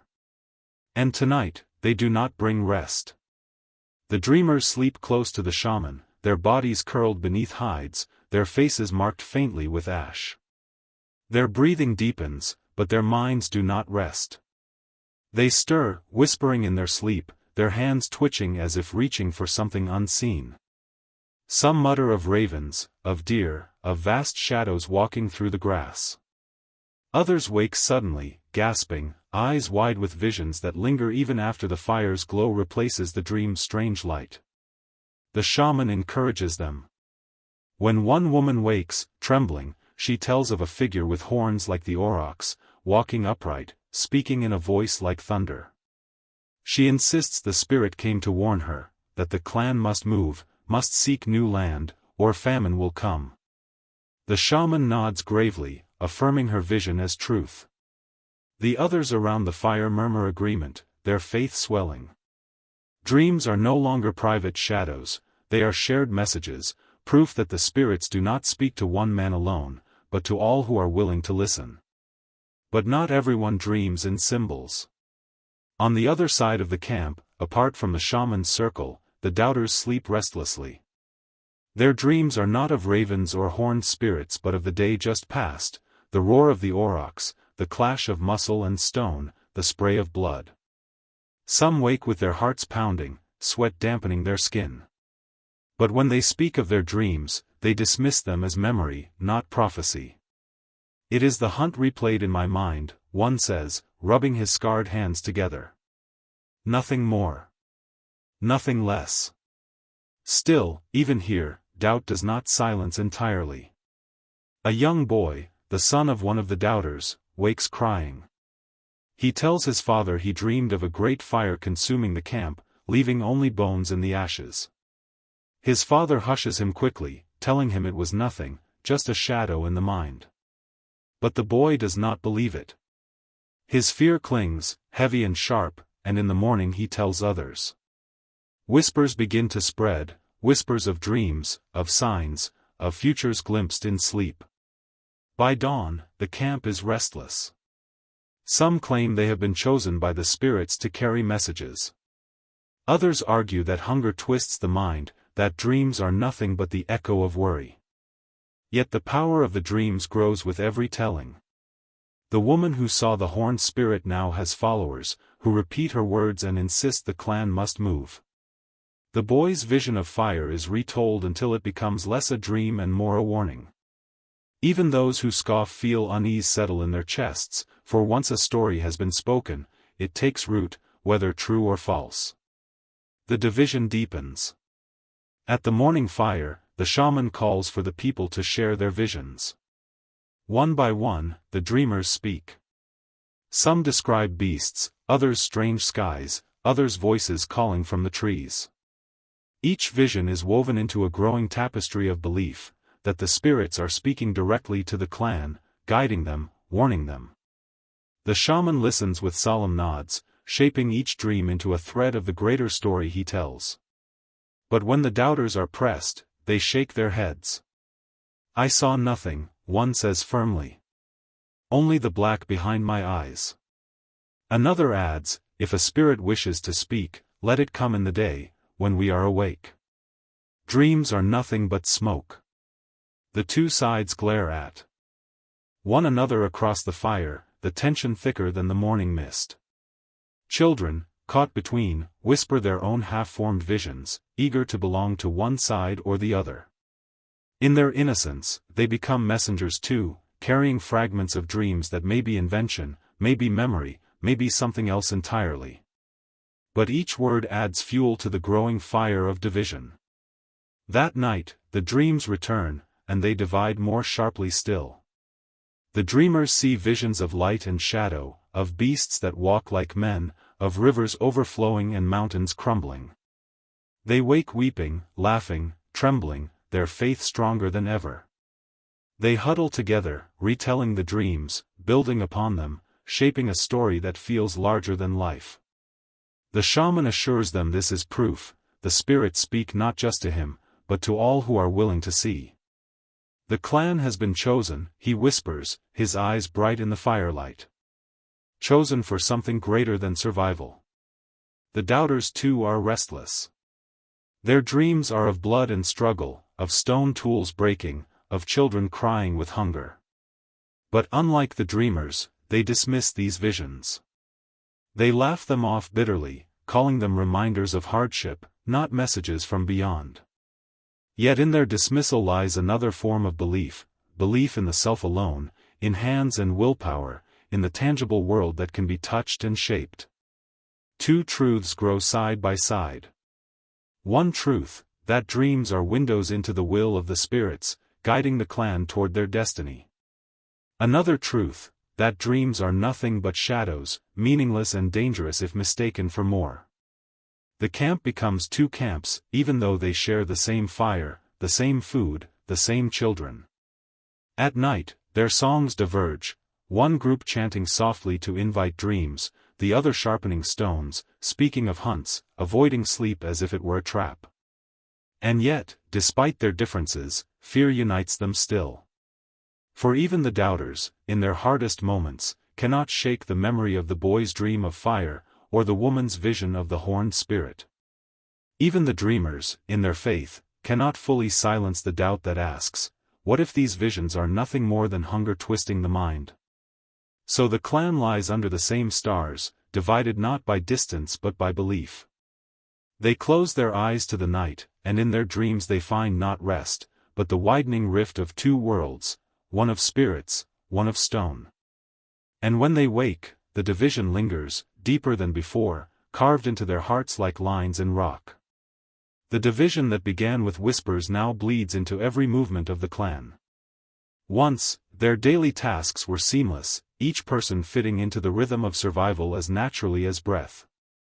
Now, there is hesitation, small pauses where trust used to be. At dawn, when hunters gather their spears, arguments break out. The dreamers insist on interpreting omens before setting out. If a raven circles, they take it as a sign to change direction. If mist lingers over the grass, they say it means danger waits in the shadows. The doubters scoff at this, muttering that every delay costs precious time, that meat will not walk into their hands by waiting for the sky to clear of birds. Once, these disagreements might have ended with a grunt, a shrug. But now the words are sharp, edged with anger. One hunter refuses to follow another because he fears his dreams are clouded by spirits. Another insists the doubters will bring bad luck by ignoring warnings. Spears lower, not at prey, but in gestures of accusation against one another. Even the women at the hearth feel the weight of division. When meat is shared, subtle choices reveal hidden loyalties. A dreamer gives the best cut to another dreamer, bypassing a doubter who glares in silence. Children, once chasing each other freely, now carry whispers from their parents, learning which families are to be trusted, which avoided. Play becomes imitation, some pretend to chant like the shaman, others pretend to strike stone and scoff at visions. The shaman himself senses the crack deepening.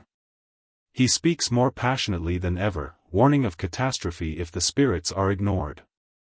He paints his face with ash and ochre, dances by the fire until sweat pours down his body, and tells stories of clans long ago who perished because they turned their backs on the dreams.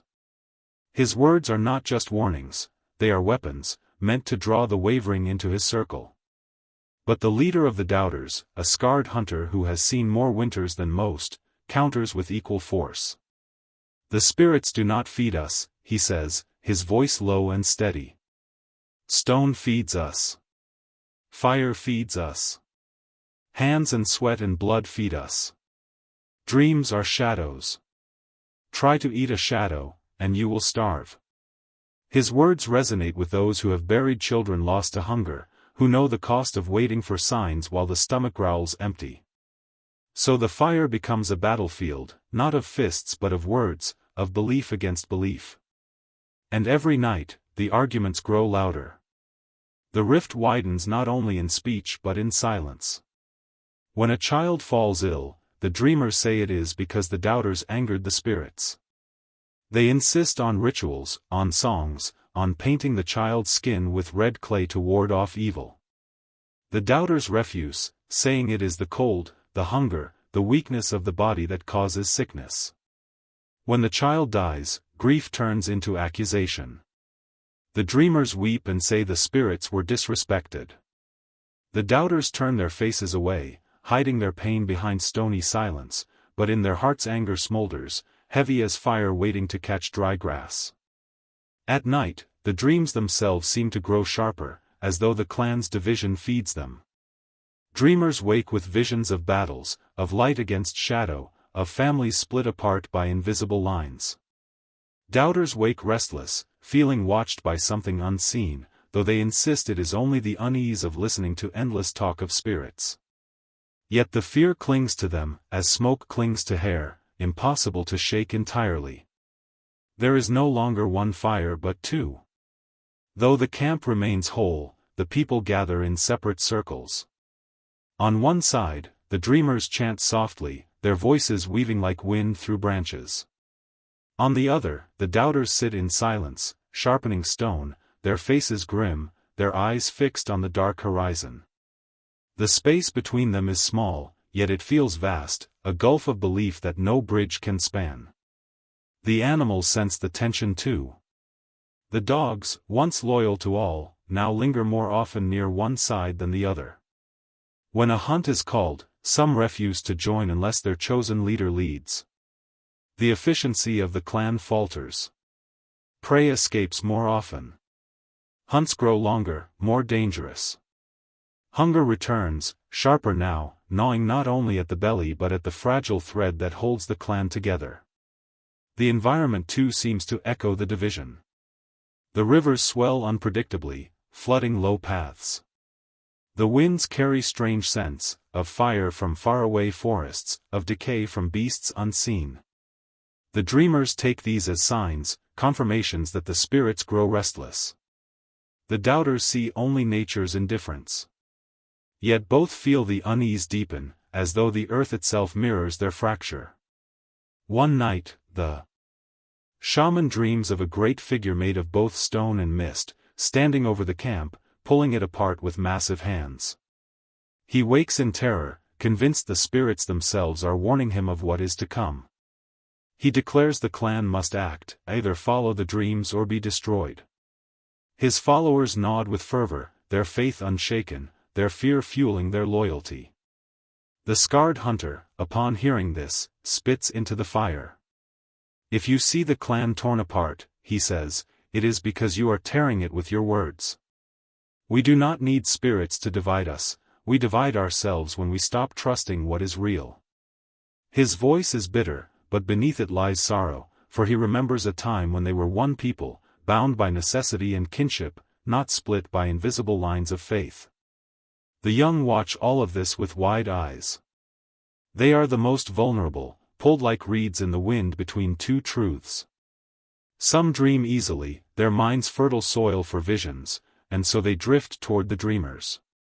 Others admire the strength of the hunters, the certainty of stone, and align themselves with the doubters. The children's games reflect the fracture, mock battles where spirit speakers clash with stone men, laughter tinged with a strange echo of reality. Even play no longer unites, it rehearses the division that grows sharper each day. The rift is no longer hidden. It is spoken openly, carved into the rhythm of life. Where once the clan's survival depended on cooperation, now every decision is weighed down by belief. To move camp, to hunt, to treat the sick, each choice becomes a struggle between visions and stone, between shadows and flesh. And as the nights grow colder, as the game grows scarcer, as hunger claws deeper, both sides know the truth: the rift cannot remain a crack forever. It will become a chasm. Something will happen, something must happen, to decide which truth will prevail. The clan sits under the same stars, yet it no longer shares the same sky. The rift has widened, but hunger is a force stronger than argument. When the bellies of children begin to grow hollow, when the elders' voices weaken with lack of meat, even belief must yield to necessity. And so, both sides of the clan gather for what will become a trial not only of their strength, but of their unity, a hunt that will test whether they can still move as one, or whether the division has already doomed them. Dawn comes cold. Mist clings to the grass, thick and heavy, and the hunters rise from their furs with stiff limbs. Spears are checked, their stone tips sharpened in the night before. Nets are knotted tighter. Bows strung, arrows smoothed. Even the doubters glance nervously at the sky, while the dreamers whisper chants to summon favor. The prey they seek is no small quarry. A herd of aurochs has been sighted days away, their massive bodies moving like a tide across the plains. The clan has hunted aurochs before, but it is never easy. Their horns are sharp, their tempers fierce, their strength beyond measure. A single misstep can mean death. Yet such a hunt promises much: meat for weeks, hides for warmth, bones for tools. It is a prize too great to ignore. The shaman blesses the hunters before they set out.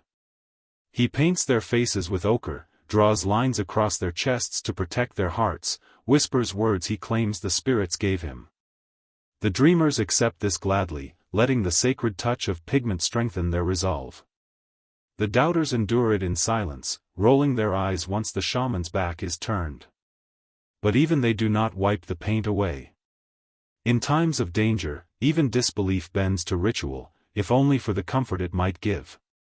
The journey to the aurochs is long, and as they travel, the division reveals itself in small ways. The dreamers walk close to the shaman, murmuring prayers. The doubters form their own cluster, speaking of strategy, of the lay of the land, of where the herd might be weakest. Children run between both groups, bridging them for a moment, until their parents call them back. Even in movement, there is separation. At last, the herd is found. From a ridge, the hunters look down into a valley where dozens of aurochs graze, their dark hides glistening in the pale light. The sight stirs awe. Each beast is massive, their horns like polished ivory, their muscles rolling beneath thick skin. To bring one down is to fight against the living embodiment of strength itself. Plans are made. The doubters speak first: they will drive the herd toward a natural trap, a narrowing between two cliffs. There, hunters can strike from both sides, surrounding the beasts. It is a plan born of observation and experience. But the dreamers disagree. One of them claims she saw a vision in the night: a great beast struck down not in a canyon, but near water. She insists the spirits have shown her the place where the aurochs will fall. The shaman supports her, saying the dream cannot be ignored. The argument grows heated. Voices rise, spears clatter as they are pointed in anger. For a moment, it seems the hunt will collapse before it even begins. But hunger presses on them like a heavy hand. Finally, a compromise is forced: they will try the cliffs first. If the herd will not be driven, they will follow the dreamer's vision to the river. The hunt begins. The hunters fan out, moving silently through the tall grass, their bodies tense with anticipation.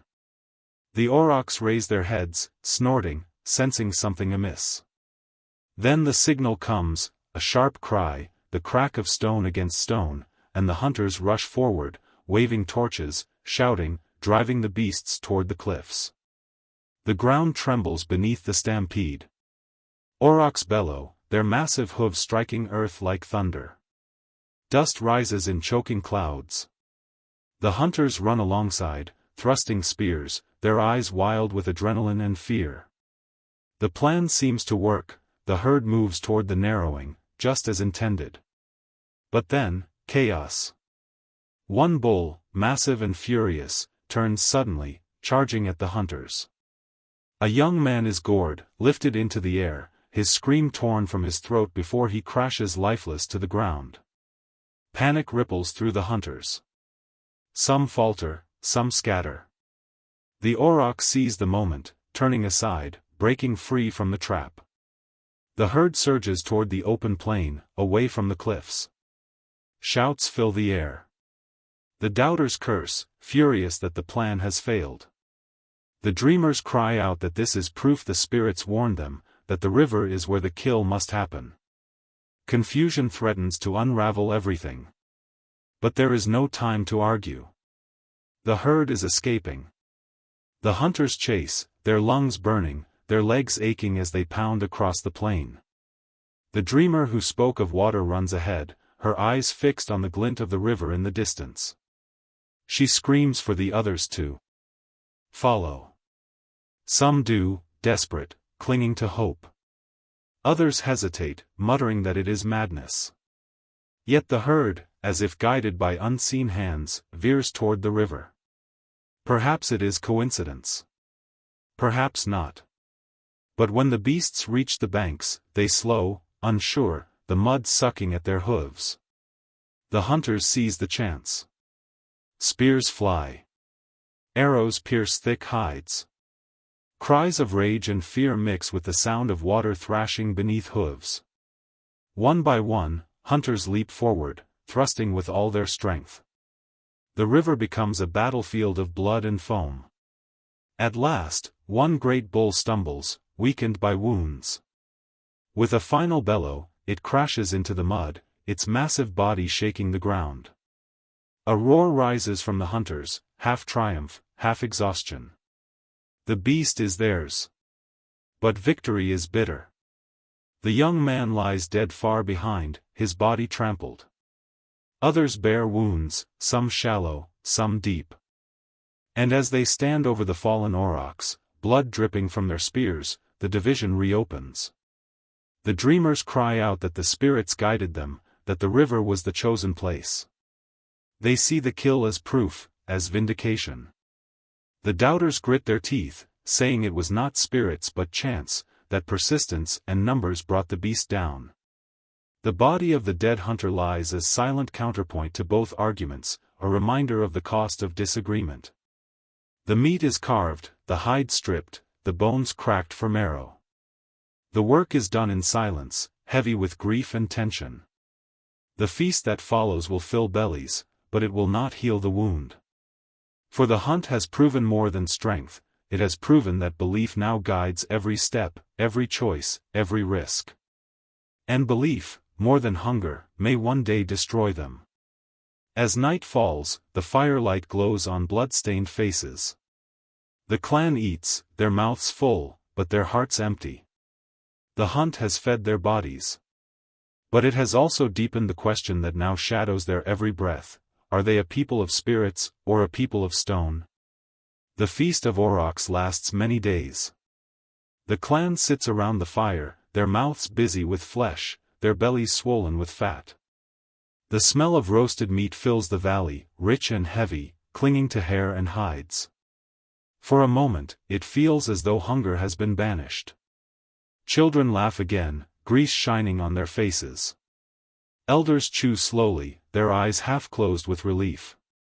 But beneath the comfort of food, a deeper hunger grows, hunger for certainty, hunger for truth. The kill at the river has not united them. It has split them further, like a crack in stone widened by frost. Each group claims the victory as their own. The dreamers gather at night to chant, their voices rising with the smoke. They tell the story of the hunt as proof of the spirit's guidance. Did the aurochs not turn to the river, they ask. Did the beast not fall where the vision foretold? This is the sign, we are chosen, and the spirits walk with us. The shaman feeds this fire with passion, his painted face glowing in the firelight, his words weaving visions into truth. The doubters, sitting apart, tell a different story. The beast fell because we pursued it, they insist. Because we did not stop, because we bled and sweated and fought. No spirit carried the spears. No dream drove the herd. Chance led it to the river, and we killed it by force of will. Their words carry weight, for their hands still bear cuts from the battle, their scars proof of flesh against flesh. Each truth hardens. Neither side bends. The first signs of real fracture appear in the sharing of meat. Once, all pieces were divided equally, each family receiving its portion without dispute. But now, suspicion creeps in. A dreamer gives an especially rich cut to another dreamer, passing over the doubter beside him.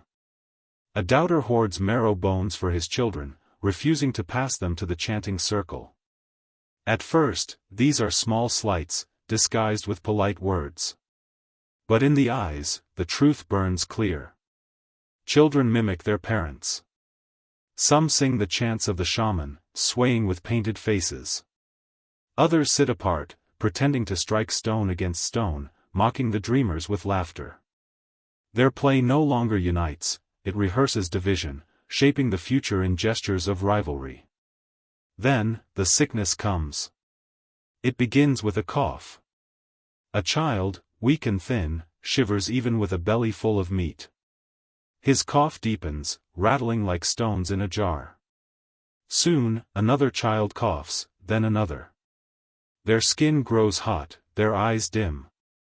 Fear spreads faster than the illness itself. The dreamers declare it punishment. The spirits are angered, they cry. The doubters mock the visions, and now their children suffer. They smear ash on the sick, chant louder, sing into the night until their throats grow raw. The shaman claims he sees shadowy figures hovering over the children, spirits of sickness waiting to be appeased. He insists the clan must offer sacrifice, blood, bone, something of value, to drive the shadows away. The doubters reject this. They argue that the illness comes from the cold, from damp hides and the unclean air of crowded shelters. They say the chanting is useless, that what the children need is warmth, rest, and the careful sharing of food. Their anger sharpens as more coughs echo in the night. One morning, a child dies. His body lies small and still beside the fire, his face pale, his lips blue. Wails rise, piercing the morning air. The dreamers see this as proof of their warning. They say the spirits have claimed him as payment for disobedience. They demand that the clan heed the visions, or more will follow. The doubters grit their teeth, grief twisting into fury. They shout that the death came not from spirits, but from hunger and sickness. While you waste breath on chance, one snarls, our children die in silence. The fire becomes a battlefield. Words are thrown like spears, louder and sharper than ever before. The shaman, his eyes burning, steps into the center and declares that the spirits demand obedience, that those who reject them endanger everyone. The scarred hunter rises, his voice thunder, declaring that no spirit will feed or heal them, only the strength of their own hands. The two men stand inches apart, firelight flickering on their faces, the entire clan watching, breath held. For a moment, it seems they will come to blows. Spears are gripped tighter. Hands tremble. Children cry softly into their mothers' hides. The night is electric, alive with the sense that something irreversible hangs in the air. But no blow falls. Not yet. Instead, silence crashes over them. The fire pops, sending sparks upward like stars. Both leaders step back, though their eyes never leave each other. The shaman turns away, muttering to his followers. The scarred hunter sits heavily, his chest rising and falling. The breaking point has been reached, but not yet crossed. The next days are colder. The herd has moved on, and the meat dwindles. The sick children weaken. The fire burns lower each night, for wood is harder to find. And though they share the same camp, the same struggles, the same dangers, they no longer share the same soul. There are two clans now, bound together by necessity, yet pulled apart by belief. One chants into the dark, begging spirits for mercy. The other sits in silence, shaping stone, their eyes fixed on the earth. Between them, the space grows wider, though no one has yet dared to step across it fully. But everyone feels it. The breaking point hangs in the air like a storm not yet loosed, like a beast waiting in tall grass. Each word, each gesture, each choice is heavy with the weight of what might come. And all know that one more spark, one more death, one more vision, one more sign, may be enough to shatter the fragile thread holding them together. The clan waits, tense, divided, each heart beating like a drum in the silence. They do not know when the storm will break. Only that it must. The cold deepens. Nights stretch longer, pressing the camp beneath their weight. The fire, once a beacon of unity, now burns in uneasy silence. It is still one fire, still one circle, but only just. The clan gathers, not because they wish to, but because the dark outside is too vast, too dangerous. Wolves prowl at the edges, their eyes glowing in the night. The wind howls through the grass like a living thing. The fire is safety, and so they sit together, even if their hearts are split. The flames flicker across faces drawn and tired. Children curl against their mothers, coughing softly. Hunters sit with spears across their knees, their eyes reflecting red. The dreamers hum beneath their breath, a low chant like the murmuring of insects. The doubters sit stiff, their jaws clenched, staring into the flames as if the truth itself might be found in firelight. The shaman begins to speak. His voice is slow, deliberate, heavy with the weight of belief. He tells of the old days, of ancestors who listened to dreams and walked with spirits. He warns that those who turned away were swallowed by darkness, their bones scattered across forgotten plains. His words are not just stories anymore, they are accusations, sharpened into weapons. The scarred hunter interrupts. His voice cuts like flint. Stories do not fill the stomach. Spirits do not warm the skin. The only truth is this: he lifts his spear, and these hands. His followers nod, their silence fierce agreement. The fire crackles. Sparks rise, twisting into the night. For a long moment, no one speaks. But in the silence, the division feels louder than any voice. A child, half asleep, murmurs of a dream. He says he saw two fires, one large and one small, burning apart from each other. His mother hushes him quickly, but the words hang in the air like smoke. Two fires. Two clans. The people shift uneasily. The dreamers take it as prophecy, nodding eagerly. The doubters mutter curses, unwilling to hear yet unable to forget. Even the scarred hunter feels the weight of the child's words, though he hides it behind a stony face. Food is passed around. The sharing is uneven, deliberate. A fatty piece is offered to a dreamer while a doubter receives only bone. A doubter refuses to hand over marrow, muttering that the spirits deserve nothing from him. The act is small, but it is not forgotten. As the night deepens, the chanting grows louder. The dreamers sway, their eyes half closed, their voices weaving together. The shaman leads them, his arms raised, his face painted with ash and ochre. The doubters sit rigid, their resentment hardening with every note. To them, the chants are noise, wasted breath when silence is needed to hear the wolves outside. One of the doubters stands suddenly, kicking dirt into the flames, scattering sparks. His voice shakes with rage. Enough. Enough of songs. Enough of lies. Our children die while you sing. Our hunters bleed while you dream. You tear this clan apart with your shadows. The chanting falters. The fire hisses where dirt smothers it. For a heartbeat, all is still. Then the shaman rises, his staff in hand, his eyes wild with firelight. It is not we who tear the clan, he cries. It is you. You who deny the spirits, you who turn your back on what is sacred. You curse us with your stubbornness. You bring sickness with your unbelief. The two men stand across the fire, the entire clan between them. The flames leap high, casting their faces in stark relief, one painted, one scarred, both unyielding. The children hide in their mother's arms, sensing the storm breaking at last. For a long moment, it seems violence will erupt. Hands tighten on spears. Women clutch their children close. The fire roars as if mocking the silence. But then, something shifts. An elder, her hair white, her back bent, steps forward. She has spoken little during these long days, but now her voice cuts through the tension like water through stone. I have seen many winters, she says, her voice thin but steady. I have buried children and husbands.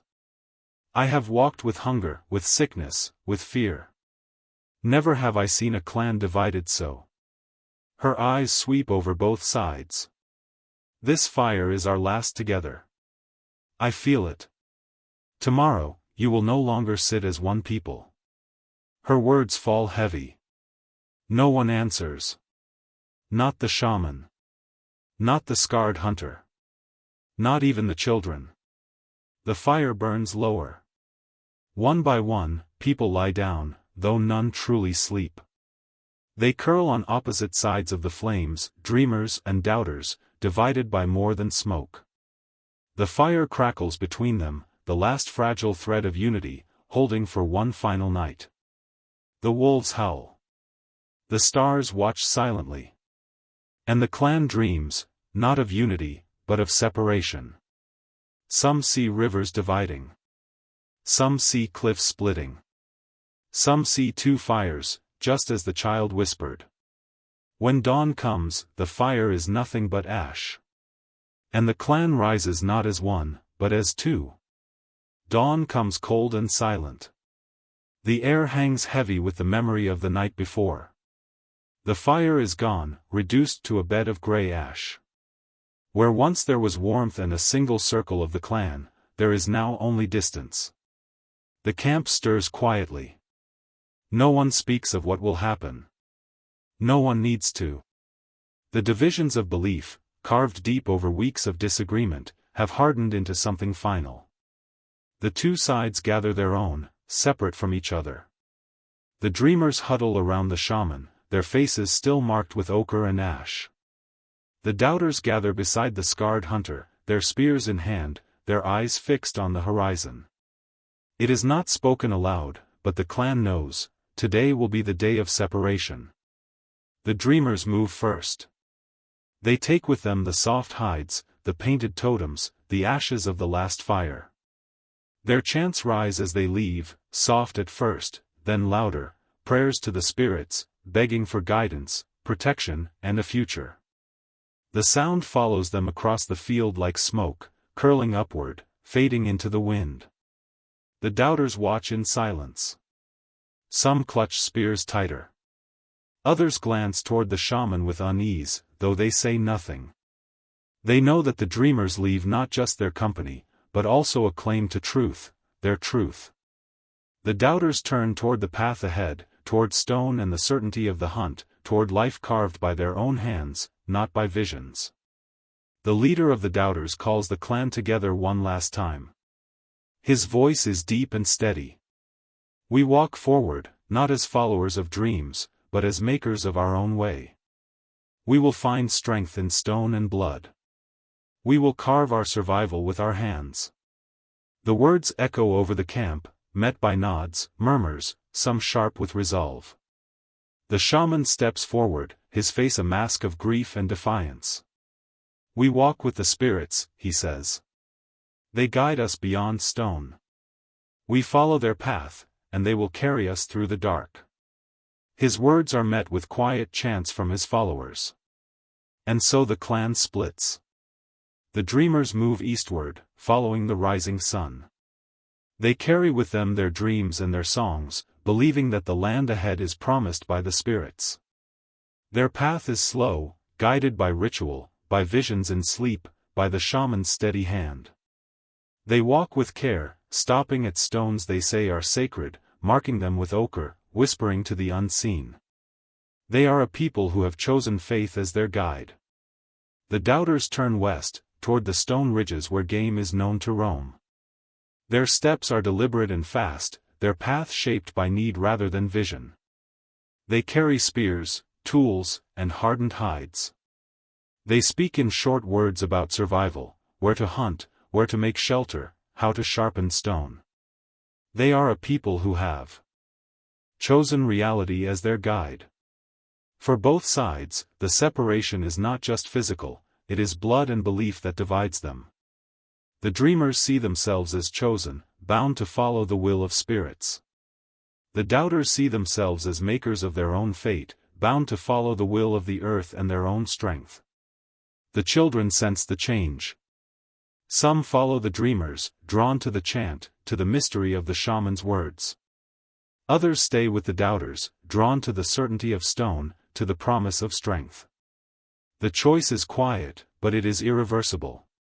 Before the parting, there is a silence deeper than any before. No words can bridge the gap now. The two groups stand facing each other, the space between filled with years of shared life, now severed. Mothers clutch children. Hunters adjust spears. The shaman stares across the dividing line, his voice breaking as he chants once more. The scarred hunter answers with a gesture of stone against wood, firm, defiant. Then they turn away. The dreamers disappear into the rising mist, their chants fading with each step. The doubters step toward the stone ridges, their silence like a shield. And the valley where they once lived together falls quiet, holding only the ghosts of what was and the weight of what is to come. The split is more than a break in the clan. It is the birth of two paths, two truths, two worlds. One of dreams and spirits. One of stone and blood. Both carry their own dangers, their own promises, their own cost. As the sun rises higher, the sound of life carries differently in each direction. The dreamer's path is filled with songs, soft and rising, as though calling to something unseen. The doubter's path is filled with the sound of stone striking stone, deliberate and harsh, a rhythm shaped by survival. Neither path will be easy. Both will demand sacrifice. Both will test the hearts of those who walk them. And both will remember the night of the last fire together. For in that night, they all saw something, whether dream or truth, it mattered not.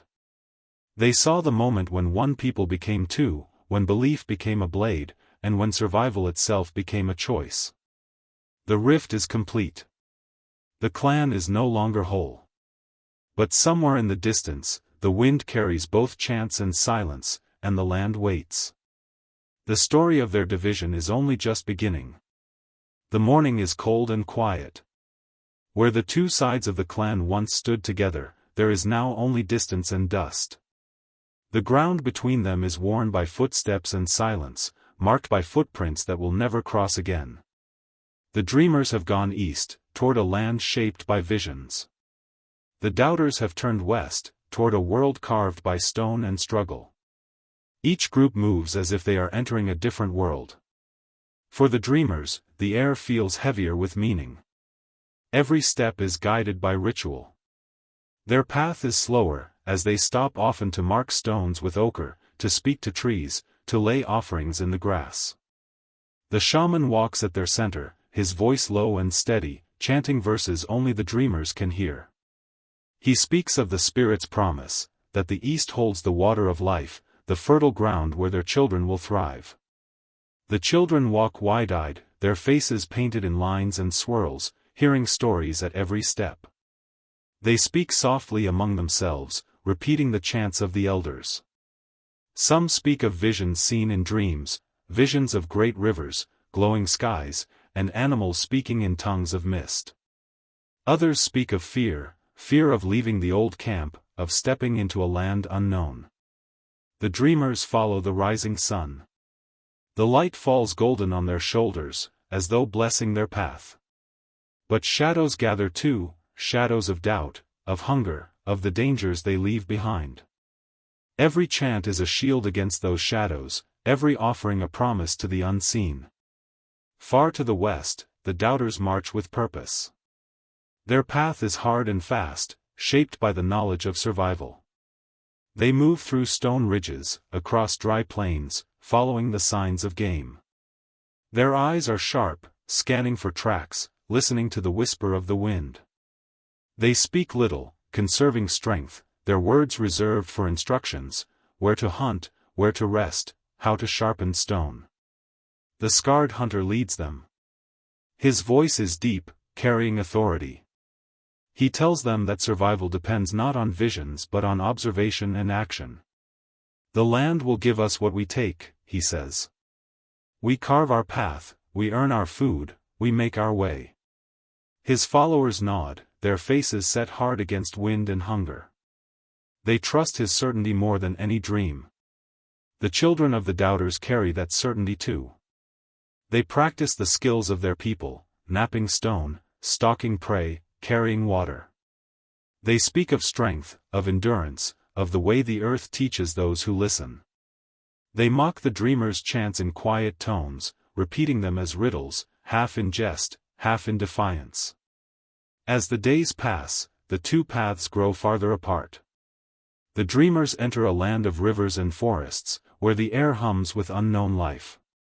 They discover pools of still water, places where fish gather, and valleys where fruit hangs low from trees. For them, each finding is proof that the spirits guide their steps. They call these places sacred, marking them with offerings, painting them with signs of gratitude. The doubters find harsher lands. They cross plains where game is scarce, cliffs where wind bites deep. But they find strength in the stone underfoot. They learn where to dig for roots, how to trap small beasts, how to follow the silent tracks of larger ones. To them, each discovery is proof that survival comes from effort, not visions. They mark their path with stone cairns, signs for those who will follow. Neither path is easy. Hunger visits both camps. Storms fall without warning. Sickness creeps quietly through bodies weakened by travel. Both groups suffer losses, hunters fallen, children coughing, elders slowing. But they endure. For both, the journey is no longer just about survival, it is about proving their truth. The dreamers believe they walk in the blessing of the spirits. They see each hardship as a trial, a test of faith. When a storm strips their shelter, they say it is the spirits teaching them. When game is scarce, they chant harder, believing the answer lies in persistence and prayer. Their path is shaped by ritual as much as need. The doubters believe they walk in reality. They see hardship as a challenge, something to meet with skill and strength. When a storm strips their shelter, they rebuild with stone and wood. When game is scarce, they hunt deeper, follow tracks farther, sharpen spears keener. Their path is shaped by knowledge as much as instinct. Months pass. The distance between the two groups grows until the sound of one is lost to the other. The east carries only the soft, rising chant of the dreamers. The west carries the steady rhythm of stone striking stone. In both camps, the story of the split becomes their history. They tell it to their children by firelight. The dreamers speak of the night of the last fire, of the vision of two paths, and of the choice to follow the spirits. The doubters speak of the need to stand together for survival, of the choice to trust the stone, and of the breaking of the clan. The paths diverge, and so do their songs. One sings of visions, one of stone. One speaks to the unseen, one to the land beneath their feet. Each believes theirs is the way that will endure. And yet, far across the valleys and ridges, both hear the wind, soft, constant, and wonder whether the other's truth might yet be real. For in the hearts of both, the memory remains of that last fire together. A fire that was both an ending and a beginning. And in that memory burns the question, if survival is the path, what is the truth? The years pass slowly, shaped by footsteps and belief. The two clans walk their chosen paths, each bound to their own truths, each carrying the weight of that night when they parted. The division is no longer a matter of choice, it is now a matter of survival. And yet, echoes of that split still ripple across the land, carried by wind, water, and memory. For the dreamers, the path east has become a life of ritual. Every dawn begins with prayer, every hunt begins with offering. Their camps are marked by totems of bone and painted stone, each a reminder of the spirits that guide them. They have learned to listen to the wind, to the river, to the quiet language of dreams. And in doing so, they believe they have found safety, though it is a safety that demands faith above all else. The shaman walks among them, older now, his face deeply lined with years of firelight and vision. He teaches the children the songs of the wind, the names of the stones, the language of dreams. We walk with the spirits, he says often. They are our strength, and they are our home. His voice is carried in chant, a song repeated until it becomes part of the air itself. Yet not all are content. Some whisper doubt in quiet voices. They wonder if the visions were truth or something born of fear. They speak of hunger in seasons when the land gave less, of sickness despite the prayers, of elders who pass quietly in the night. But the dreamers silence them gently, with song and ceremony, as though the question itself is a test of faith. Far to the west, the doubters have built a different life. Their camps are hardened stone and earth, shelters carved against wind and rain. They have learned to follow the signs of the land, the tracks of beasts, the turning of birds, the smell of water before it is seen. They have become a people of skill, each day shaped by the work of survival. The scarred hunter walks among them still, older now, his back bowed by years of carrying both spear and burden. He teaches the children to shape stone, to read the land, to hunt without relying on signs they cannot see. We are the makers of our own way, he says. The earth speaks, if we listen with hands and eyes, not dreams. His voice is steady, without chant, without offering, pure truth to those who follow. Yet not all are content here either. Some whisper of longing, of what was left behind. They speak of the songs of the dreamers, of painted stone and soft prayer, of a fire that was once theirs. They wonder if the other path holds something they cannot name. But in the West, such questions are answered with silence and sharper stone, and the voice of doubt is buried beneath work. The world around them changes. Seasons turn. Herds shift. Rivers dry and return. New challenges rise, storms harsher than memory, winters deeper than before, sickness that no prayer or skill can always banish. Both clans face these trials alone. Both feel the loss of the other. Though neither will speak it. The echoes of division grow louder in small ways. Sometimes a hunter from the west sees painted smoke rising in the distance.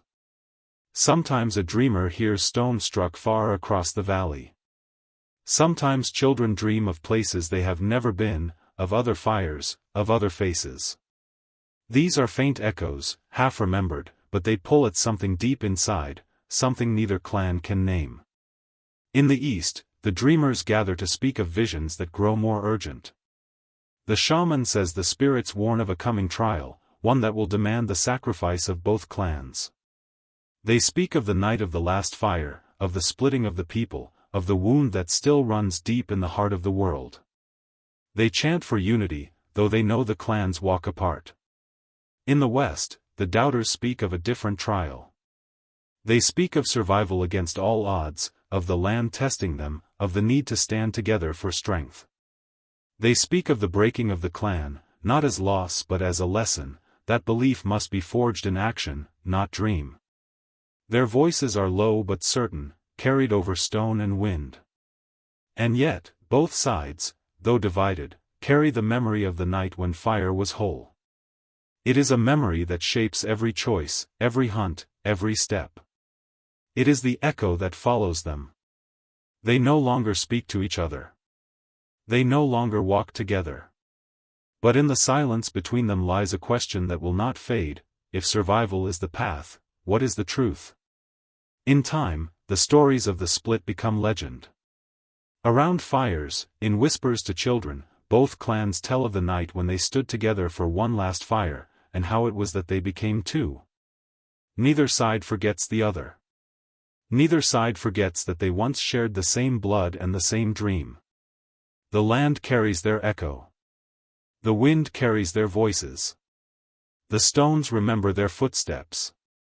And in this world shaped by division, both clans keep walking their own paths, bound by belief, driven by survival, and shadowed by a question they cannot answer. For in the silence after division, the greatest trial remains, whether they will find each other again, or whether their paths will never meet. And in that question lies the story of all who have walked apart in the name of truth. The years have hardened the rift. What began as a moment of division has become a story etched deep into the bones of the earth.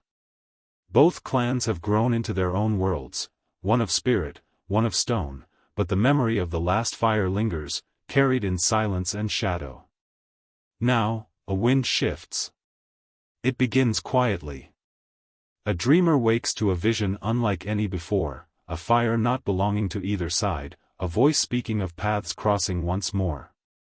The shaman falls silent for days, the dream heavy in his mind. His followers notice the change. His chants grow quieter, his steps slower. The air around their camp carries a sense of unease and anticipation. Far to the west, the scarred hunter feels something too. It comes not in dream, but in the shift of the land. Tracks of animals change. The rivers run differently. The stone itself seems to hum with warning. His hunters return with eyes wide, speaking of strange signs. The hunter calls a council. They speak of survival, of unity, of the cost of walking apart. But none know what must be done. And so the choice begins to stir. It is a question that moves like smoke, soft but persistent. Can they return? Should they return? Will the other side even accept it? The dreamers speak of visions that draw them westward, to the land they left behind. They speak of the fire that once united them, of a need to see the other side once more. Some say it is the will of the spirits. Others whisper that it is longing, the longing for something lost beyond the years. The shaman does not answer directly. He speaks only in riddles, urging them to listen to the wind. The doubters speak of a choice too. They speak of the possibility of return, but with caution. The scarred hunter warns them that a return is not a return to what was, it will be something new. Some hunters speak of the value of their path, of the strength built in walking alone. Others speak of the pain of division, of the children who have grown without knowing the other side. The question hangs heavy: is survival enough, or is something greater at stake? The clans stand apart, each at the edge of their own world, each feeling the pull of the other. The distance between them is no longer measured in steps, but in belief. The dreamers prepare. They gather offerings for the journey, painting stones, shaping totems, and chanting softly as they pack. They speak to the children of the meaning of return, telling them that it is not a question of place, but of heart. They set their path toward the west, carrying with them both hope and fear. The doubters prepare too. They sharpen spears, mend hides, gather food for those who will follow. They speak quietly of what return would mean. Some speak of trust. Others speak of risk. But all know that the choice is not theirs alone, it belongs to both sides. And so they walk. The moment of crossing comes quietly, without ceremony. Two camps see each other across a ridge in the pale light of dawn. There is no shouting. No offering of challenge. Just silence, heavy with years. The shaman and the scarred hunter step forward, facing each other as their clans watch.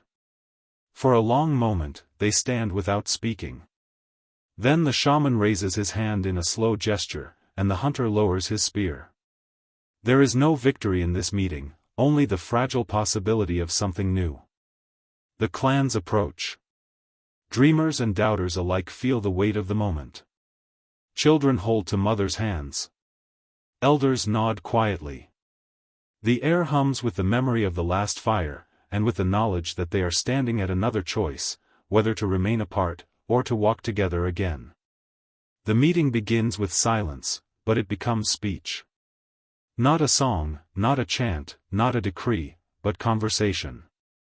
The dreamers speak of visions, of the need to honor what was lost. The doubters speak of survival, of the need to build from stone and truth. They speak slowly, as if testing the air for danger. And somewhere between them, a bridge begins to form, not of flesh or bone, but of choice.